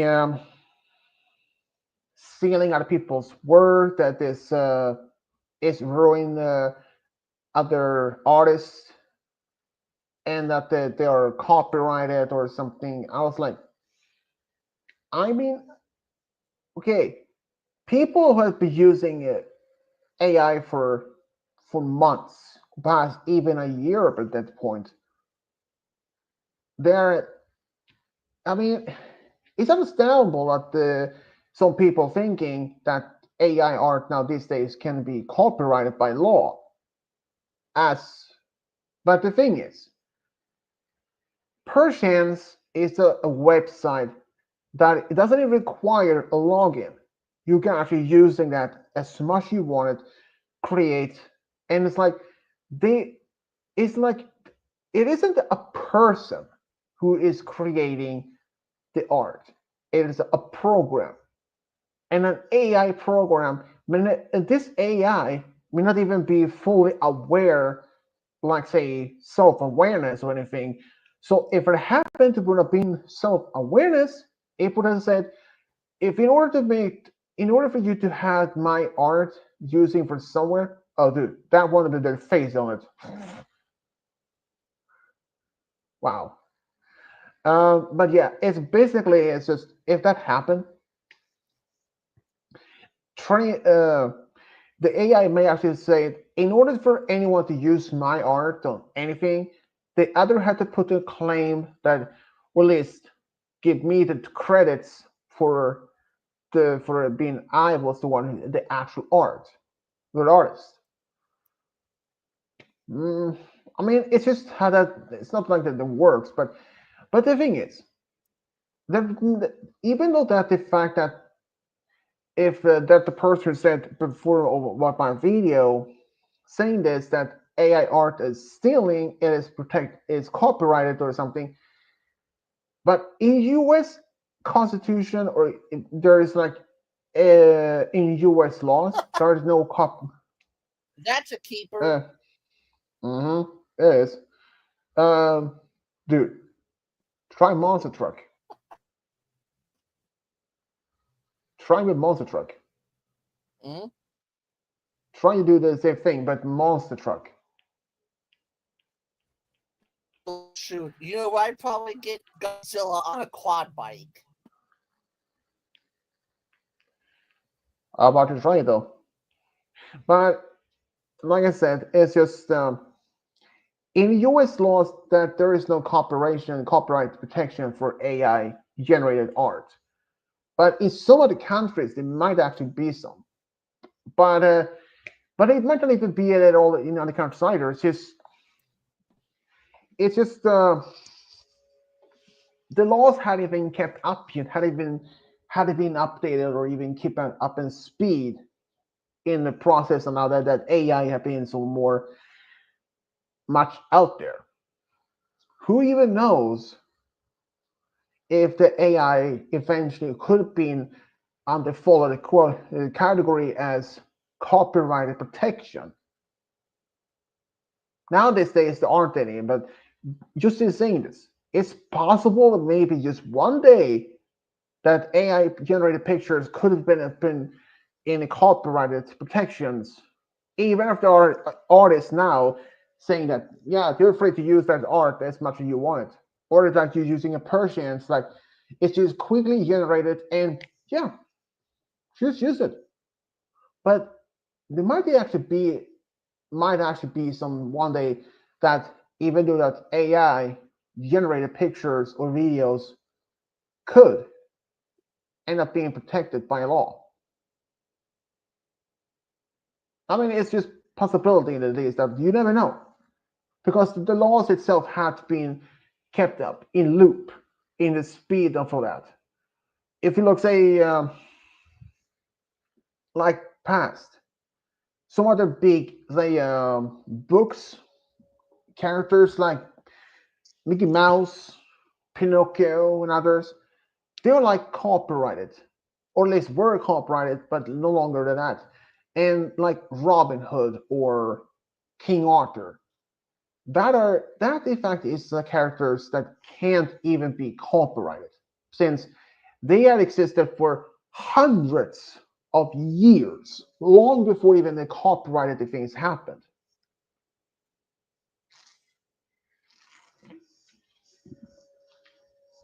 So there's only a matter of time before you might that AI might also be copyrighted. But it's just all we can just wait and do and wait and see if it happens. But there's also a possibility that AI generated pictures and videos may not even be fall in the category as copyright protection. I mean, unless if there's some people trying to fight in Supreme Court and all, trying to get this as much, well, fall in the same copyright protection. But even if there might be an organization that's trying to fight, trying to make it happen, but even might be, let's say if there's some organization trying to fight the Supreme Court to making AI videos and pictures to fall under copyrighted laws protection. But even before, say, the Supreme Court would say approve that, they may have to put some an independent group of people to look into this contact and even perhaps conduct their own research and asking random people, perhaps from on the street, uh, something like that, just doing some sort of like a survey, what they will think. If they say they're going to ask 1,000 people, and after 1,000 people have been interviewed or asked the same question, and if this is like showing 90, if like say 99% showing say yes, say no, it should be considered as protected. Only 1% may say, yeah, why not? Or even 1,000 people and all of them say no. 100% of 1,000 people saying no, it shouldn't even be considered protected by law. As long as it has may not even actually be protected by law or anything. So when this organization went back to the Supreme Court to get this final verdict, and they will win and have their request denied, and they probably would ask why, and the Supreme Court like, we have conducted our own survey asking 1,000 people, and everyone said no. They shouldn't thinking that this is it doesn't fall the category as copyright protection. If there was books, music, that's one thing. I even asked this AI program like once, like, okay, what about if an AI makes lyrics, like music lyrics? Who owns the rights? The AI or the person who asked it? And the question was actually, the answer was, um, it was the question, the answer was a little bit hesitating to say, it depends on the AI program, or it might also depend on the current laws and if there's any protection like that. So I wasn't even sure if it was what to believe. But and Mr. Wonder Cool will use to make his lyrics. I had to see that link, and I wasn't sure if I was just gonna make my own do that one, that one on the top there, and one of this. If you scroll up a bit, that one in the, wait, that no wait, down just a little bit, down a little bit, more, that one, stop, the one that in the right, no, the one that above that one um not that one, but the one that was above that had multiple wheels on the right side.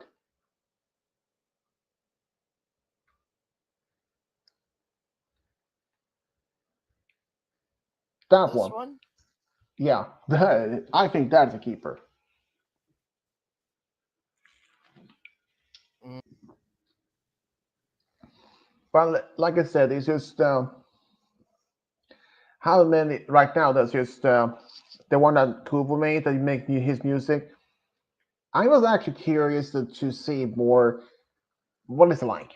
So I put it as a bookmark, and I hadn't even looked much into it. But I'm thinking, why not? Just why not just go into it looking at much for what it's about? But it's not like I want to post that on my channel or anything, but just maybe just look into it and see what it's about, and maybe I could get some inspiration to make some songs since I've done some of my own original songs to Fire Goddess before. So I was like, why not?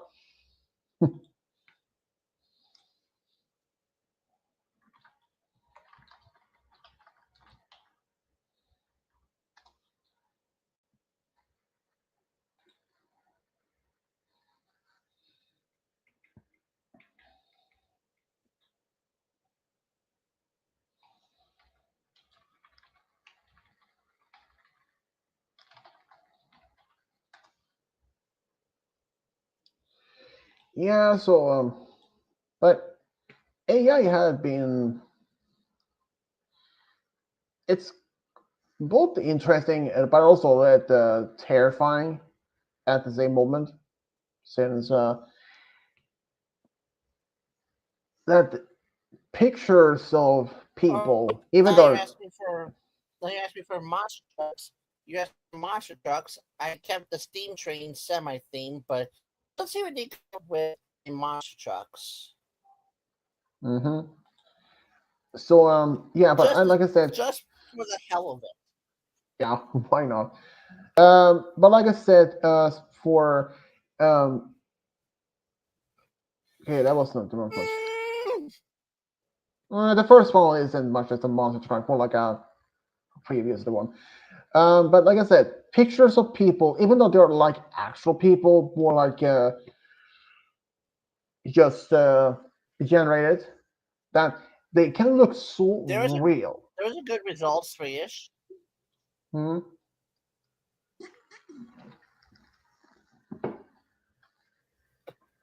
Oh Lord. Wow. Is that like a jet engine on the back on it? Oh, I like, put it my description was spaceship booster. oh, wow. Like, hop in, buckle up, and like, What the heck? Look you at the one on the right.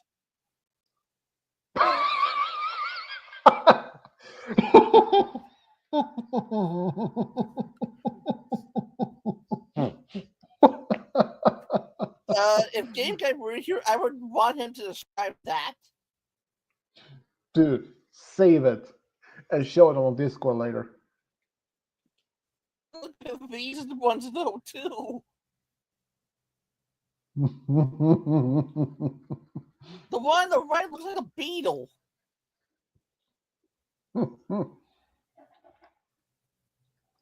Just because of the way that back part looks. It looks like a big bug.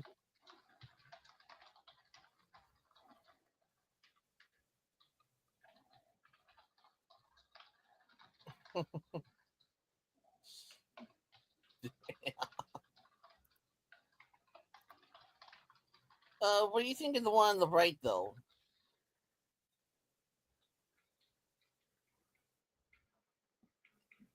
The one that's About crazy one? the left over here. It looks more like On normal, the and it left looks like they side. are.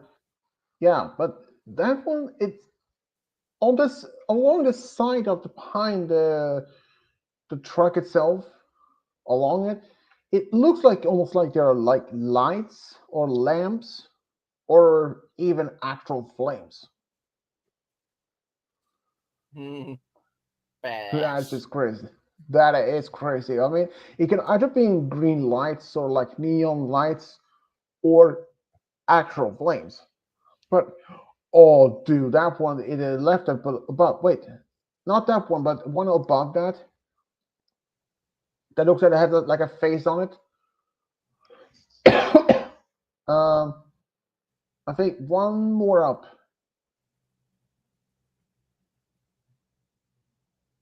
There was one that looked had a face on it.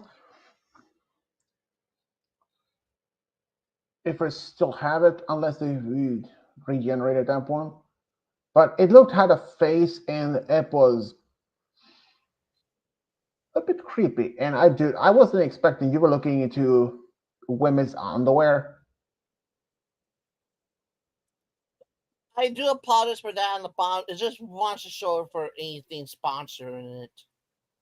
I know, it's just weird. Holy shit! Left side. Whew. Now that is rocket booster monster truck. Could you imagine driving that on the full speed like, hey oh, here we go. Oh man, that's just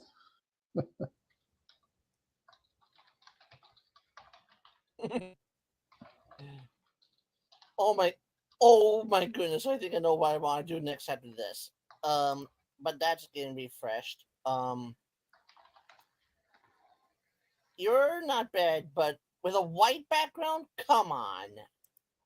mm,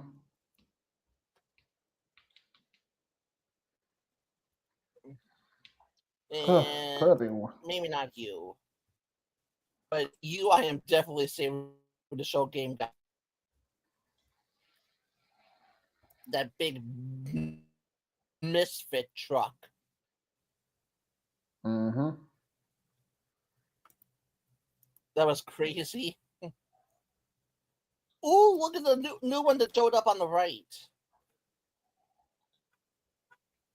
Interesting.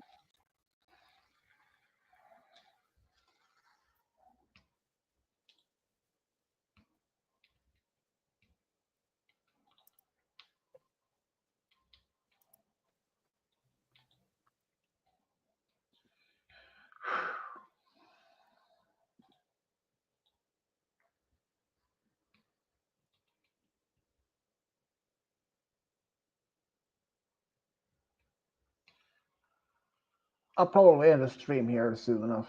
As it past 2 hours and still want to play some Super Millionaire afterwards. Let's sure. But I want to see one more set. Three more good ones. I hope this hurries up.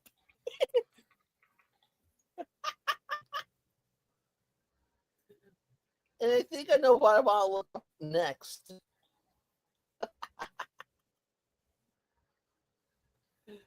Oh shoot.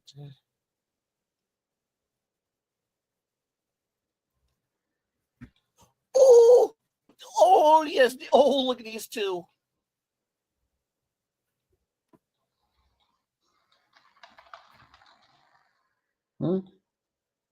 Huh. Look at The one these on the two. left is that one on the left looks more like a truck monster, on like a truck on steroids.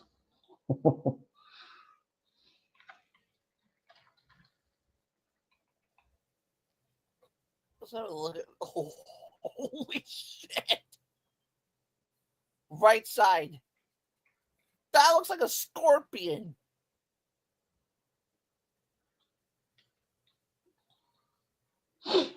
Oh yeah, definite. And then there's these two. Not bad.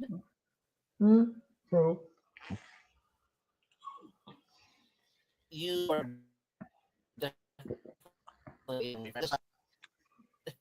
That's amazing.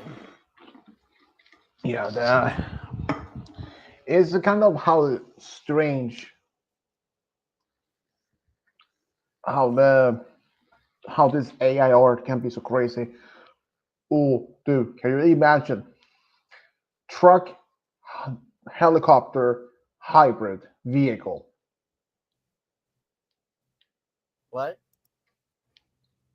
Truck, helicopter, hybrid vehicle, like a combination of both.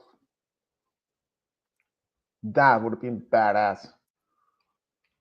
And when I doing the AI that I showed on Discord, that had um,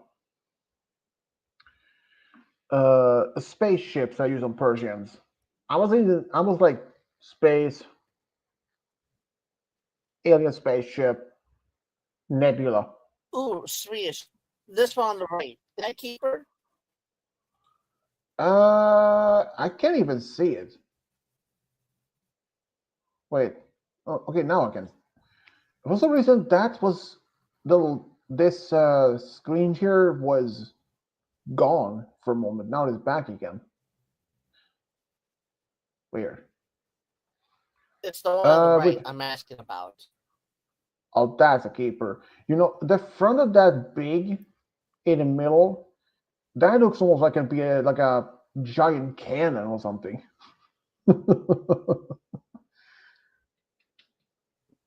Oh, that one. Oh, and the one on the left, it looks like it's literally driving in a high speed, like faster than a normal car can do, like a almost like a rocket car. That would have been badass.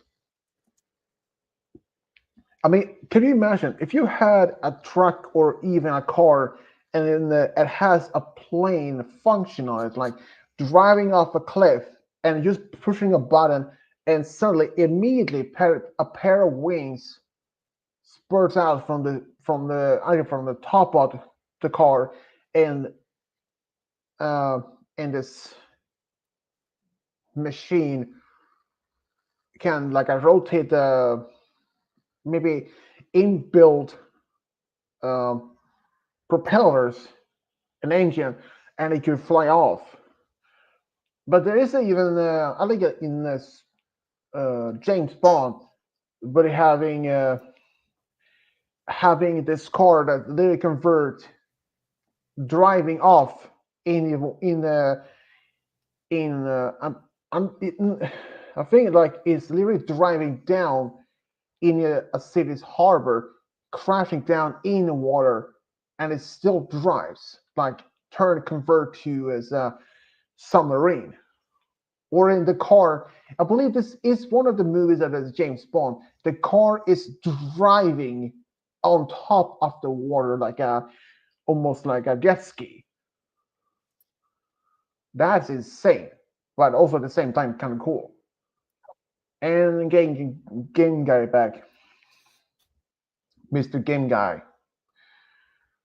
Yeah. So, but having it like in James Bond, have one of those like a sports car driving in the actual water in the harbor of the city. Fish. Hmm? Look at the one on the left. That has a UFO on it. Wow. That's a keeper. At least in my opinion. That's keeper. But like I said, if it looks like say if the car from James Bond, if it looks like a sports car, like an Austin or something, driving off the road or off the right in the harbor, right diving down in the water, and it doesn't even been flooded, and it's designed to be airtight, and it's by a pushing a button, it can convert like the rear end could release some perhaps some sort of smaller uh, submarine like engines to push the one underwater, and that was actually kind of cool. This might also be a bit surprised, but in the 1960s, no wait, in the 1950s, when shortly after the atomic bomb was discovered or being invented and being developed more, that was led to the atomic age. There were even, in fact, ideas to put a nuclear reactor in the car to be nuclear powered. But realistically, impossible.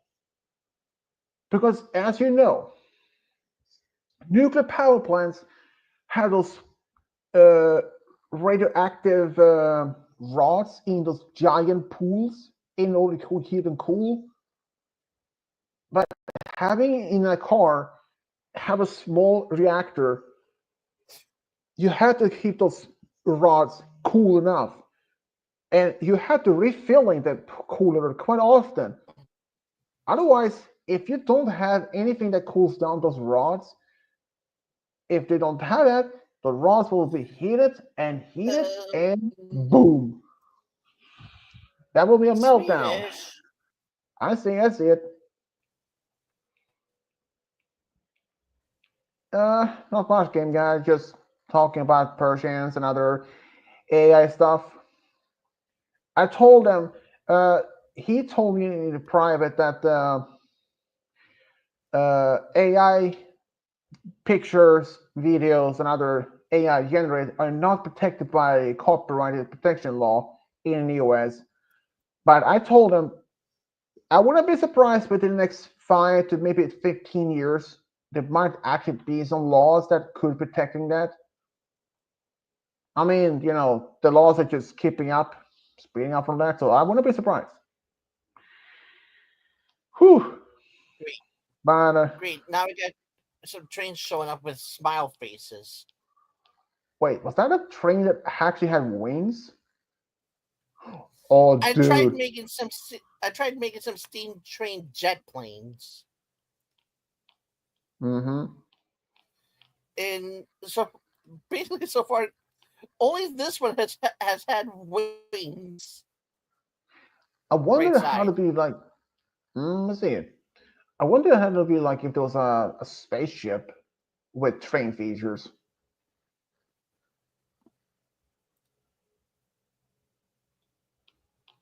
But it is crazy. Like when you generate AI of people, regardless if they're of famous or like actual people or just some complete random, they can look so realistically, almost like being an actual photo of the person. And that it's what is gets scary. Not even the fact that AI have been so incredibly advanced only for the past few months or even for the past a year. Some another AI looks so real that people can be using that in order to say create their like an AI portrait of themselves, or even using that as part of a catfish or tricking people online. It's kind of scary that how some of the AI had it for just only about a year. Or let's say if you look back, say 5 years back, or then like 10 years, AI art may not have been much of a thing then. But if you took a photo of a person then and scanned it and made an AI exactly as an AI printed of the same copy of the original photo, and you're showing the photo to that person, is this? Can you say which one of these two is the real photo and which one is the AI? And if both look very identical, I don't think not even the person itself of the photo can even tell apart from which one is real or which one is the AI. Unless the person who made the AI can tell apart that one is the AI and that one is the real. It's crazy of how so much the AI photos What? had. Okay, that is weird train plane. That is. Yeah, look at the one on the left. Oh, damn. That looks like more like a jet plane in space. And this one here. Oh my gosh. Okay, that one on the right. It looks like it has fish wings. Uh, but the one on the left, that is amazing. Oh yeah, but like I said, AI pictures these days have been so incredibly advanced. Like some of them, they can look as much as a authentic picture. How would we even tell apart if you're not had even used AI before them? How would you can tell? Like, how can we even tell apart from? Wait, that's AI. That's real. And you may be told later, actually, that's opposite. The one on the left is the AI, and the one on the right is the real. It's crazy. Ooh, look at this one. Huh. All right. Double wings. The wings Then looks there's more this like, one. oh, dude, that is like a, looks like fighting it. Awesome. But um, Yeah, I mean, AI these days are so incredibly advanced that I mean, even I can't even tell apart if that's AI or not of a real person. It is so incredible. I mean, it is really impossible if for unprofessional or maybe from an untrained eye can't even tell apart if the photo is an actual AI or real. But if a photographer who has been working with the photographs for maybe for many years may not even either might actually be 50-50, may actually be able to tell apart, yeah, that's AI, that is real. But for a beginner of a photographer, may not even be tell apart. But then even a professional photographer who has been working for years may not even be able to tell apart from either that. Because if the nowadays these days, some of the AI photos getting so advanced, getting more advanced every by the day, and eventually we wouldn't have been able to tell apart from, wait, is that AI? Unless the person who made it, the AI, can say, yeah, that is an AI, Fish. that's real. Is it? Is it? Is it train for you? Oh, oh yeah, that's a definitely a train that's wow. Let's see what she said. My word.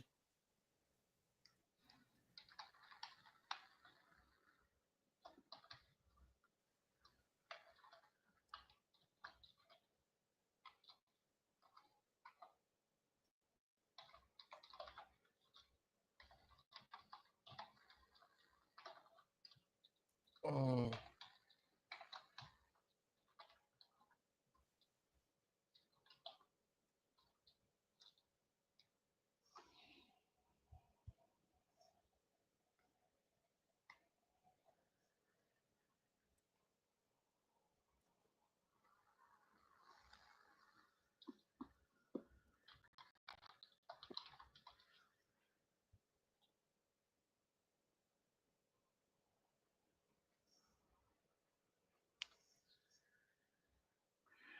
Well, I probably should end here in a few minutes or so.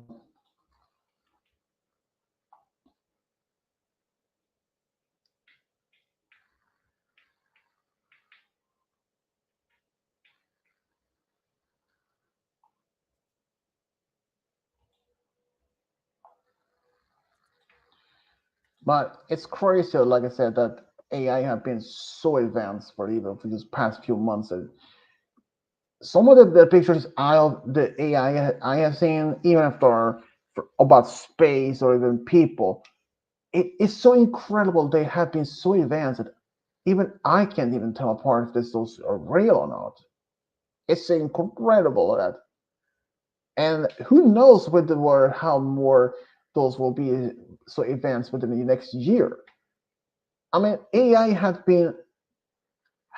been so much incredible, but in like say in movies, when it comes to AI in robotics, like androids or robots, people have been feared that eventually they would be that robots can be uprising and conquer us. But I don't think we have to worry about that much.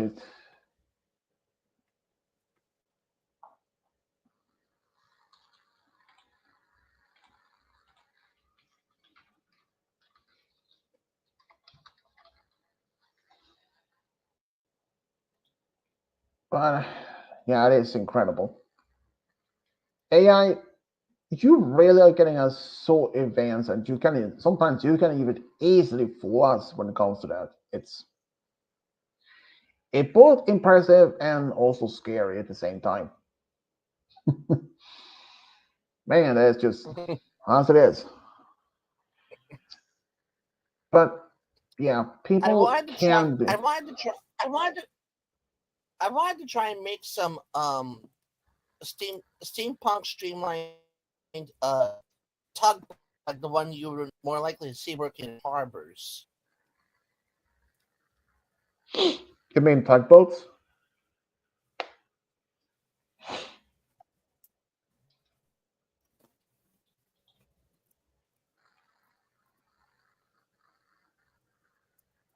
Ooh, this is a good combination idea.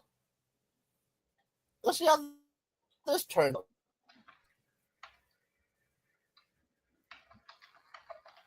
I hope we get some good results from this. Because Perchance Honest is like Dr. Frankenstein in art form.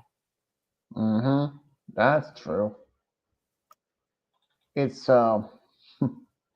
freaky. Look at this train.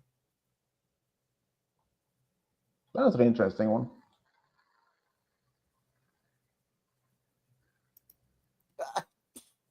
Holy woo! Hello. I'm not sure about the tall tier funnel.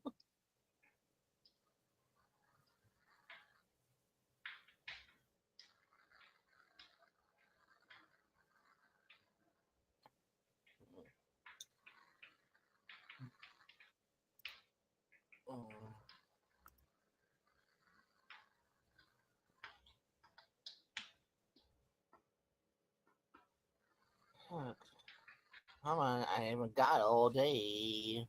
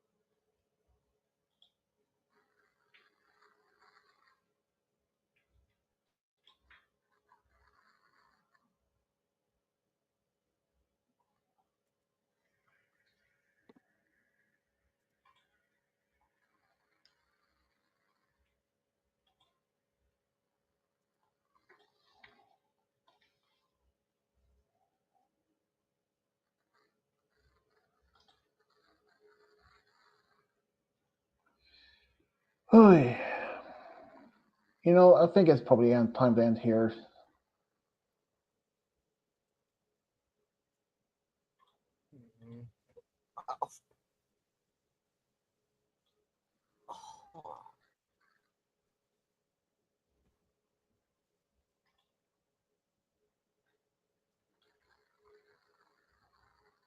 Why would a tugboat freaking look like jet wings? Oh my god. That would be crazy. Crazy. A tugboat jetliner. And that would be interesting to see how that turned out. Well, there's only 8 results. That's What was that? messed up. I can't even tell what that is. That's so weird. That's just Is it? Is wow. it? Is it? It's an unidentified. What the fuck is that thing? I mean, that's just so. That just. No, even better speech. It's a what the fuck am a jig. Sounds about right.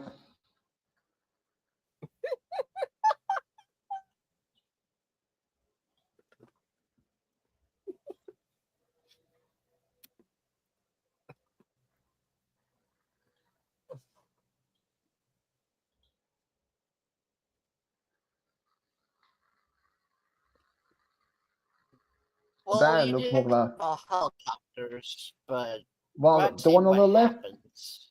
Well, the one on the first on top on the left looks more like a submarine with wings. True. Well, this one also particularly looks like a submarine. Look at this one, left side. Mm-hmm. Beautiful though.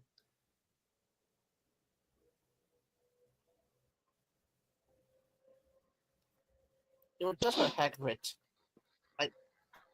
I, I'm not letting.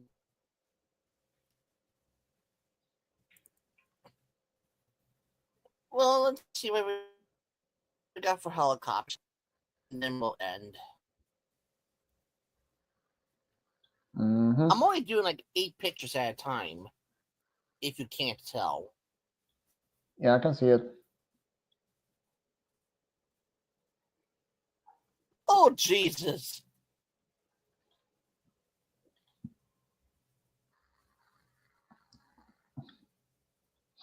Okay, the first one looks more. That one's the best stuff.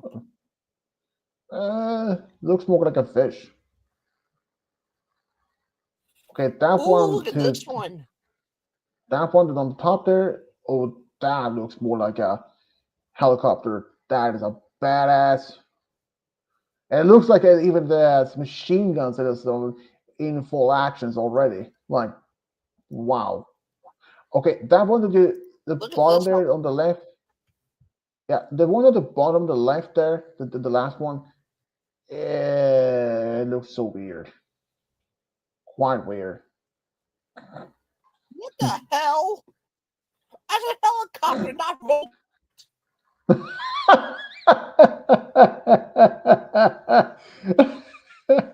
How the heck did that happen? But look at these two. Oh goodness, goodness. Look at these two. Hmm. Oh, that's a beautiful helicopter. This one here. Oh yeah. Yeah, you are definitely being safe. And look at the one that spawned in next to it. It looks like a dragonfly.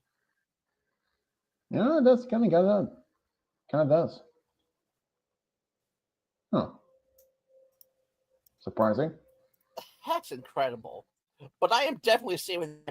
I am definitely saving that robot to show Game Guy. Mm-hmm. Well, I probably can end I'm here gonna see anyways. if I haven't saved it yet.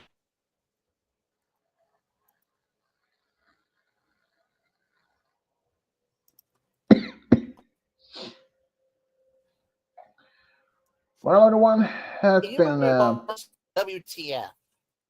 yeah.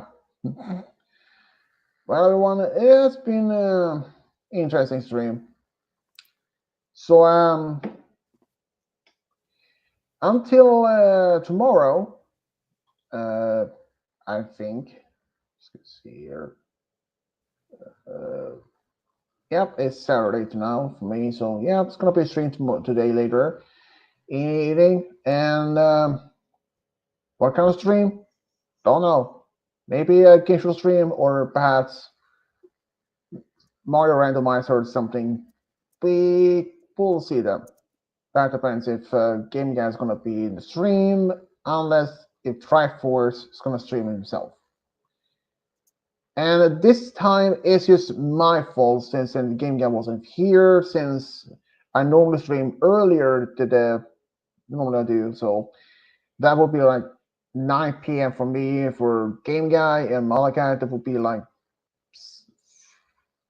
1 or 2 afternoon, give or take, since there's like 6 hours between us. So yeah, this is the reason why Game Guy wasn't here since. But this is also the even if I did stream normally at the normal time I do, I don't even know if it would be a guarantee that if Game Guy would have been here with us. There's a possibility that he may still not have even joined in because he were preparing himself for being a mod for Triforce. That's also a possibility, considering that since I don't normally stream around this time of the day, since right now it's almost 3 in the morning. It is not uncommon for me to be up this late. I can be up almost way past that. I mean, like I say, since it was Friday yesterday for me, I got up around noon, and if I don't take naps in between, I can be up all night and go to bed sometimes. This has happened around, say, between either 5 or even as 9 in the morning the next day. Even though my parents have told me, especially my dad, you're ruining your sleep cycle. So what? I've done it for years. So I'm getting used to it by now. You're in your 30s. And You can do what you want. exactly. But even if I did live at home before I moved out, it was the same thing. My dad told me so many times to try to get a normal sleep cycle. But even back then, I was still had an alarm clock by the window, and it was set to start ringing at a certain time. Sure, it is set in, but often happened just 1 hour before I supposed to be going up. Say around 6 in the morning, I was like, turn it off and go back to sleep for maybe just sleep for just 1 more hour just in case. But it happens, I sleep past that and don't get up around say or wake up around 9. There was actually one time when I was using sleeping pills in order to get some form of normal sleep cycle. I was actually one time when I was took 2 sleeping pills like 2 hours before I was even supposed to get up. That was like 5 in the morning. I didn't get any sleep that whole night. I felt like if I can just take 2 sleeping pills, maybe I can get some sleep. And I did that. And strange is when I told my dad, and he's like, nah, stay home or something. But the thing is, there was actually a scary at one thing that happened to me. My dad woke me up around say 7:30 in the All right, morning. you're irritating. I need to quickly go get mail. All right. So he woke me up around 7:30 in the morning, and I was like, I got up, and the next thing I remember was stepping out from the bathroom, fully dressed, showered. But that's the thing. The thing I remember from stepping out from the bathroom was the fact that my dad woke me up. And I don't even have no single memory between when he woke me up and when I was stepping out from the bathroom. I was showering. I mean, I showered and all that in the sleep, and I have no idea, no explanation.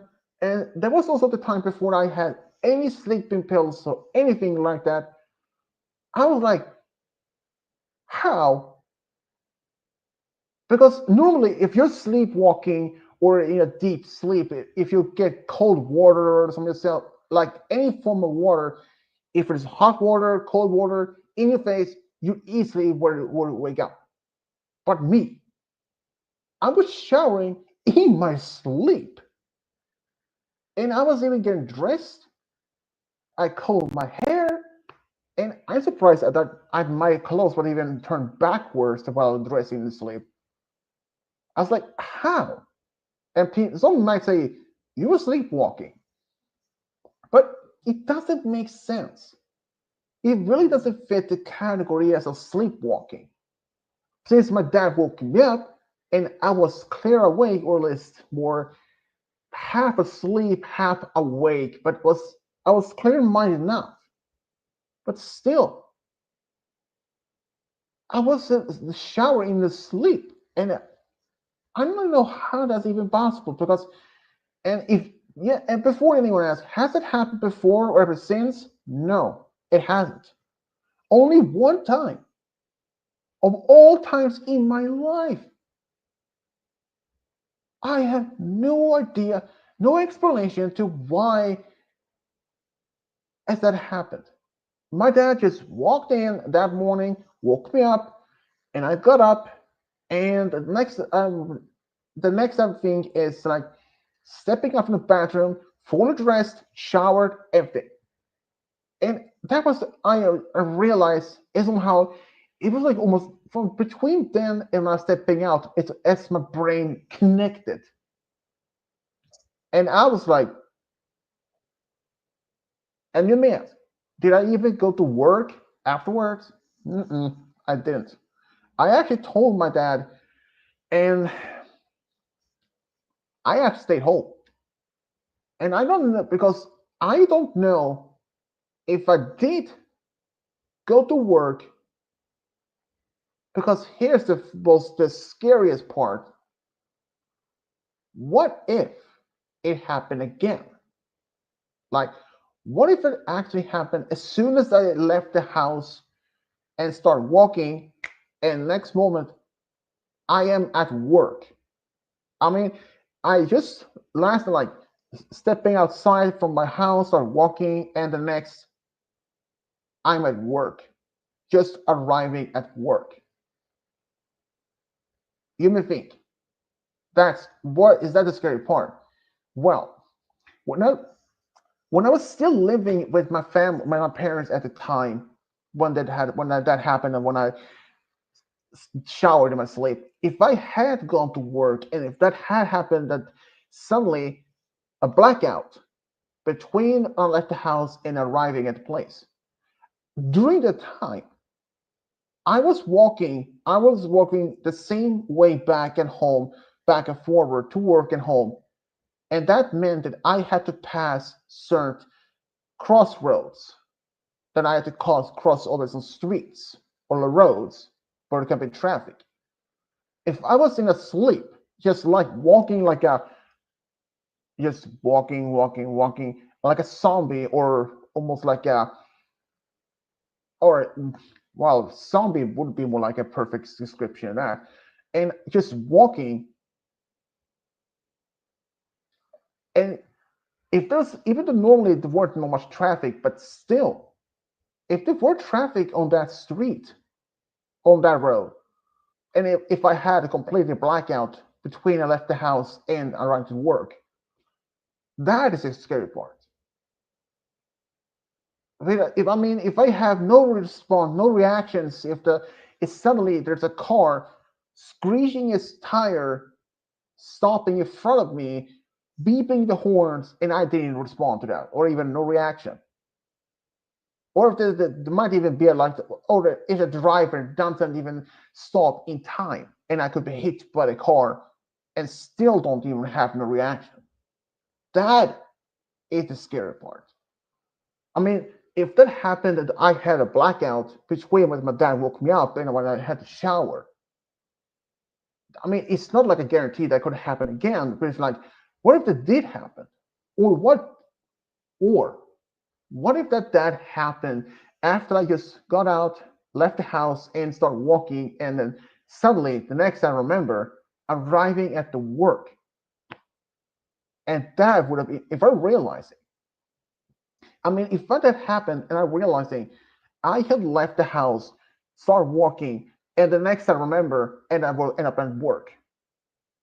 If that happened to me, I would be both panic and freaking out. If that had happened, I mean, just imagine that would be like that's sleepwalking. But that didn't happen, likely though. But When my dad woke me up, and the next I remember, I was just stepping out from the bathroom, fully dressed, showered. I have no memories before getting out of bed and walk to the bathroom. No memories of that. I showered in the sleep. Normally, when a person is in deep sleep or even light sleep or anything, if you get cold water on yourself or even a hot shower or anything, that would normally snap out of that deep sleep or something. But for me, not at all.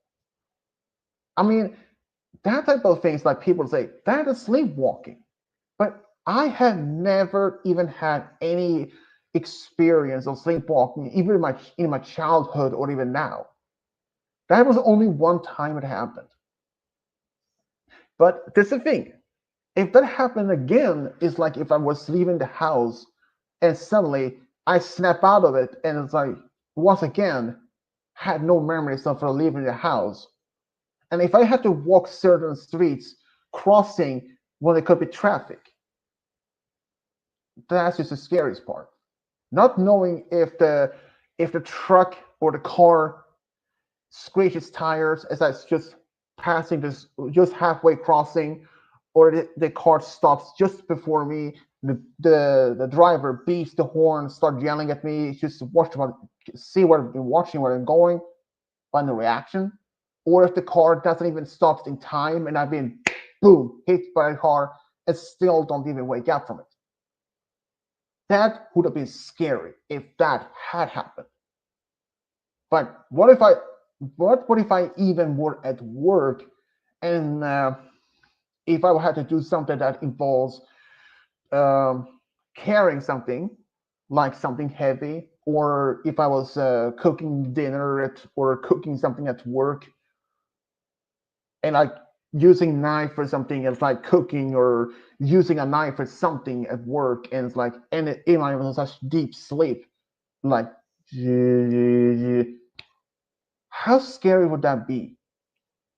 And some people may ask, did you get any help or looked at checked that up? Actually, no, I never did, since it only happened just once, and not even my family has never even had any form of sleepwalking or any remote to that. The fact is, I'm not even a deep sleeper at all either. I'm a light sleeper, and even when I was living at home, my bedroom was basically my bedroom window was just above the front door. Even if someone knocked or even used a doorbell, I easily, in an instant, waked up. But there were times when I heard the doorbell. I just couldn't open the window, look down to see if who was standing there. Sometimes I did look down, but there was nothing there, like no person, not even a box or anything. Sometimes my dad could order something that had been delivered in the morning, but sometimes it was nothing even there. And it then hit me. The sound of the doorbell had stuck in my memory. So that sound of the doorbell, what is sometimes in my dreams, that was somehow trigger me to wake up. Strange enough. But there's only one time that the doorbell or that if they even use a doorbell, if they knocked, I didn't even wake up. And that was a time when my dad went to the hospital when he had 5% chance of surviving. I had told this story before. It was with my as you may know, there's the basic autonomy that the main blood vessel that goes along the main spine from my dad, it had burst. And normally, like I said, if someone would ring the doorbell or knock the door, I would easily wake up. But that time, it didn't happen. I have no answer to why. Just that time, I didn't even wake up. I actually went to bed early that day. I think around past midnight or something. But normally, I was a light sleeper. Even now, these days, in my own place, when the doorbell rings, my bed is just basically only a few feet away from the front door. And if that happens, oh, what the? Easily wake up. If I have my phone on the floor next to my bed and it start ringing, easily wake up. So I have no explanation to why the time when my dad was in the hospital when he was taken, why I didn't even wake up. I'm a light sleeper. It has happened a few times that may have been in a deep sleep. But at that time, nothing. Like no reaction. And I had no explanation to that. And especially, and even especially the time when when my dad woke me up and I left the bathroom, fully dressed, shower. I have no explanation to why that happened. I mean, it never happened before then or even after, ever since. And this is like not like 10 years ago. This is more like less than 10 years ago. But still, I have no answer to why that happened. And that is the scary part is, I mean, what if that happened if I did have left the house and went to work, and if I somehow black out, and I could have been hit by a car or something, or even worse. So I have no answer. And even if some people may actually went to would have gone to checking a doctor for being a checkup or at least been looked at, but I never did, never. Since the next day, back to normal, and I have no idea what is that happened. I'm a light sleeper. And that time, no answer to why it happened. But the fun part is this happened to me once, also during a sleep. And then the next morning, after when I wake up, my feet were on the pillows.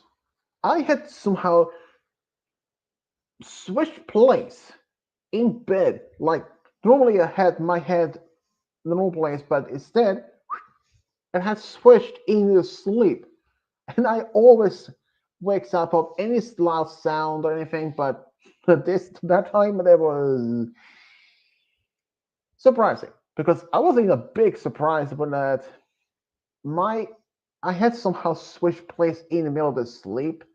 My feet were on the pillows and my head was on the foot end, edge of the bed. I was like, what the?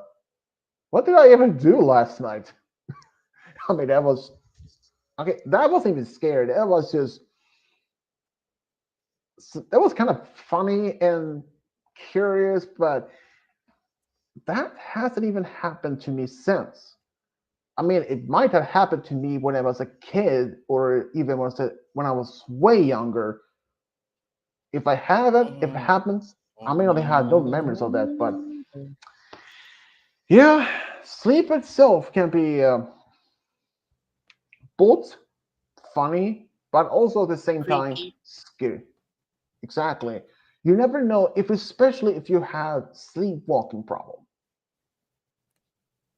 I mean, yeah, I have heard stories of people when they experience sleepwalk, they taking care of laundry in his sleep. Like they and before you add, did they mix dark and light colors? No, they were like normal. They were doing their normal house chores. They put dark clothes and it's separate. They even cleaning, perhaps even cooking. I don't even know. But there was one story I actually heard. This is from there was someone that had made on Reddit, and there was this guy who read the story as a video. The basic what happened.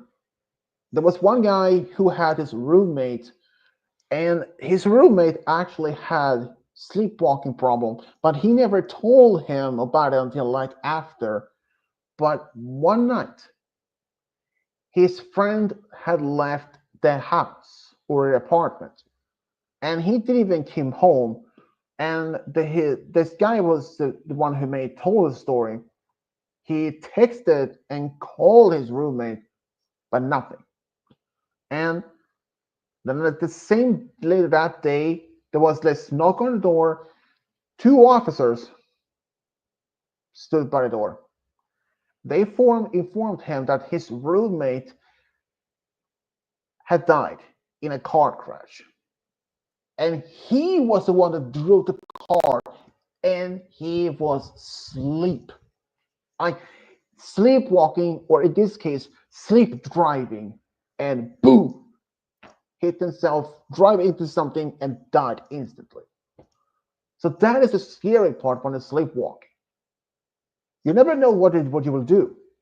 In some cases, when it's sleepwalking, nothing serious happens. You can just probably doing some chores like laundry or just doing something or just walk around talking in your sleep while sleepwalking.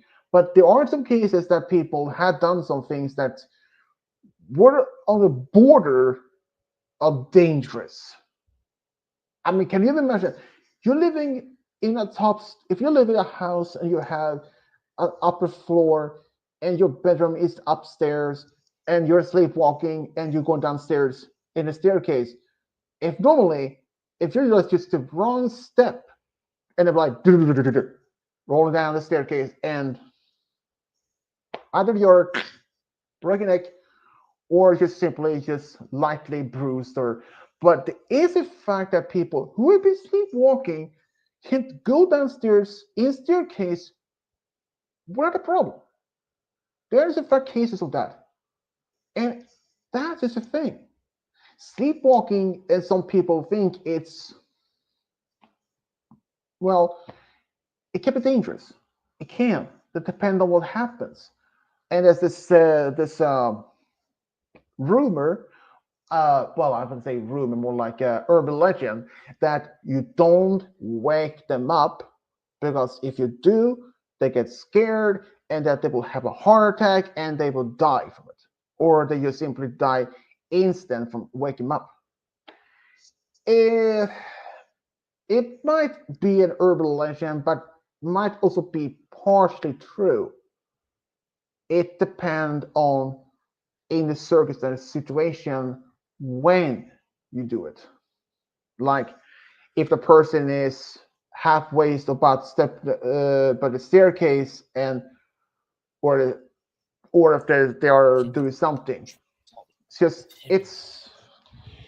it can be a bit difficult to say exactly what to reason to that it might be true and some story that might be not true.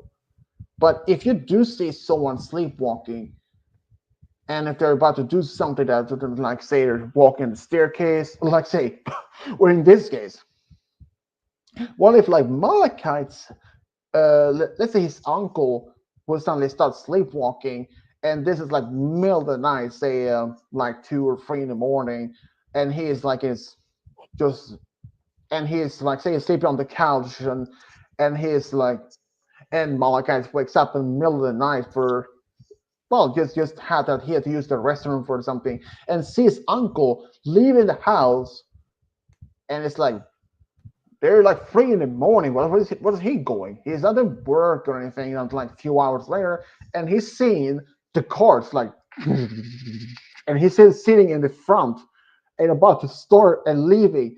And what would he do? There isn't much he can do to just run out the house and start warning his uncle because the sound of the car may have to be too loud for him screaming. Because first, I don't think Malachi suddenly starts screaming his lungs out in so early in the morning on the public street without risking waking up his neighbors. So the most likely, the only logical answer he would do if it's seeing that so that his uncle just about to step in the car is to run all the way to his mother's room to wake her up, telling her like, and very first she like, what do you want? It's so 3 in the morning, and it's like, uncle is about to drive the car. He is late. And at first she was like, what? Half asleep, and then when she realized that he is telling her that he, based on the fact that his look, the expression is like, oh, he is, you are not kidding, and she might just simply quickly running out of the house, and that's another 50-50 that he's just sitting in the car, even though the car is running and he's about to leave, or he's already passing, that he's already left the driveway and just driving away.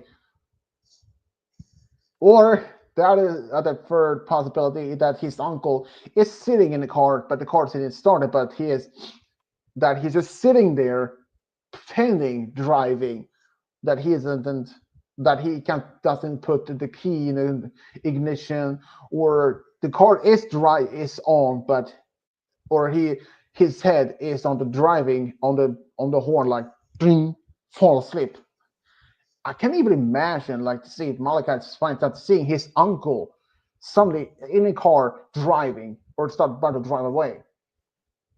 This, that he could perhaps even open the door, the front door, the driver door in the car, and suddenly either start screaming at his uncle or start shaking him.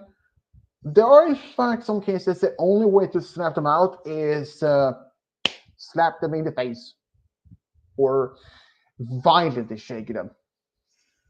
But sometimes it doesn't work. That one might not even work. Personal experience: my sister once looked after me when my parents were on a cruise for a day. I was in my 20s, but my sister came over, and that was when her older sister was maybe a year old. She lay on the couch. Her daughter was in the crib and in a bed. She was an hour later or so. She was awake, and I didn't know what to do. I went downstairs, wake my sister up, but no.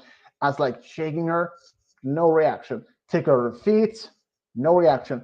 Slightly slap on her face, no reaction. I was like, what's going on? And she was alive before I even asked. And I started panic. I couldn't even wake her. So what did I do? Simple. Use my phone, call my parents, because I remember that they told me around a certain time what they would be within Sweden. So I called my mom. No, wait, I called my dad, and he picked up, and I told them in a panic that what happened. And then he said with a calm voice that they forget to tell me about my sister's medical condition, which is narcolepsy, which means that they're very heavy sleeper. And I was like, now you're telling me. They forget to tell me about it before then. So if I had known, I would have panicked. But there is even one time when but this was unfortunately though not any medical problems. But me and my mom, we had been outside or for a walk. No, we had been to the store. We came home. I opened the door, seeing my dad laying on the floor in the living room on his back, stretched out, and I was panicked.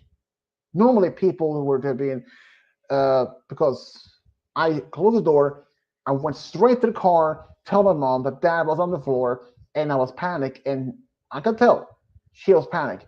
We went fast back in the house, and he was fine. He was just laying on the floor to stretch out his back a bit more, and understandable. And people are saying when you're seeing that someone else is on the floor, especially if your parents, you think you think easily, but before like a scenario like that happened, you like I would easily know how I would be calm. I know what to do, but when it happens, you may not even actually be calm.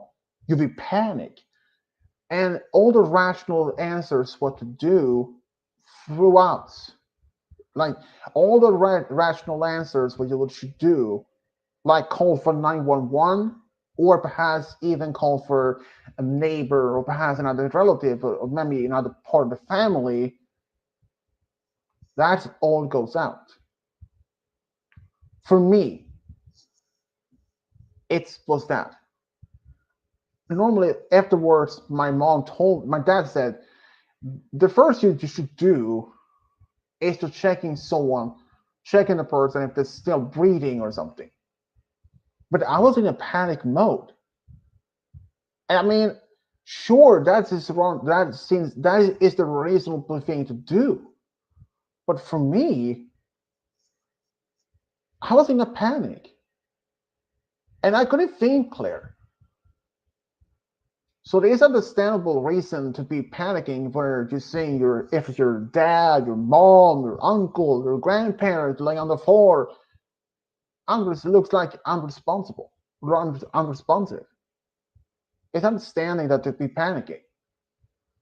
But if it had happened before, you may actually be more calmer, but also a bit more panic, but know how to handle things. But when I saw my dad on the floor like that, I was panicked. I wasn't sure if he was had a heart attack or something because normally I would be quick, clear mind, had to be calm to how to handle things, but that flew out the window. I was in a panic. Luckily, though, it was nothing to be even worried, but because we don't even have to call for any emergency for that. But I mean, if I even did, I can even imagine that if that was the case, if my dad had a heart attack or something had happened, yeah. So even though my parents eventually understood that I was in a panic, when you're panicked, you may not think clearly, rational.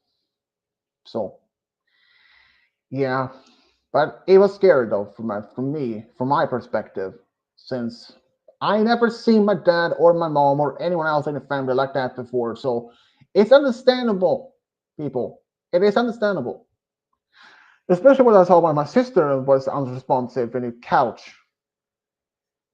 If if I had been told about from my family or my parents beforehand, okay, I would at least understand that I would just let her sleep. But that was just only misunderstand, forgetting of their forget to tell inform me that detail. If they had, I would not be panicked. But if they hadn't, which should happen, I'll panicked. I wasn't sure what to do. But I at least calmed down enough to call my parents for help, and that helped. But yeah. Anyways, not to drag out the stream any longer. It's past 3 hour mark, so until tomorrow, people. A little late for me. This is Swish Diablo signing off. Bye.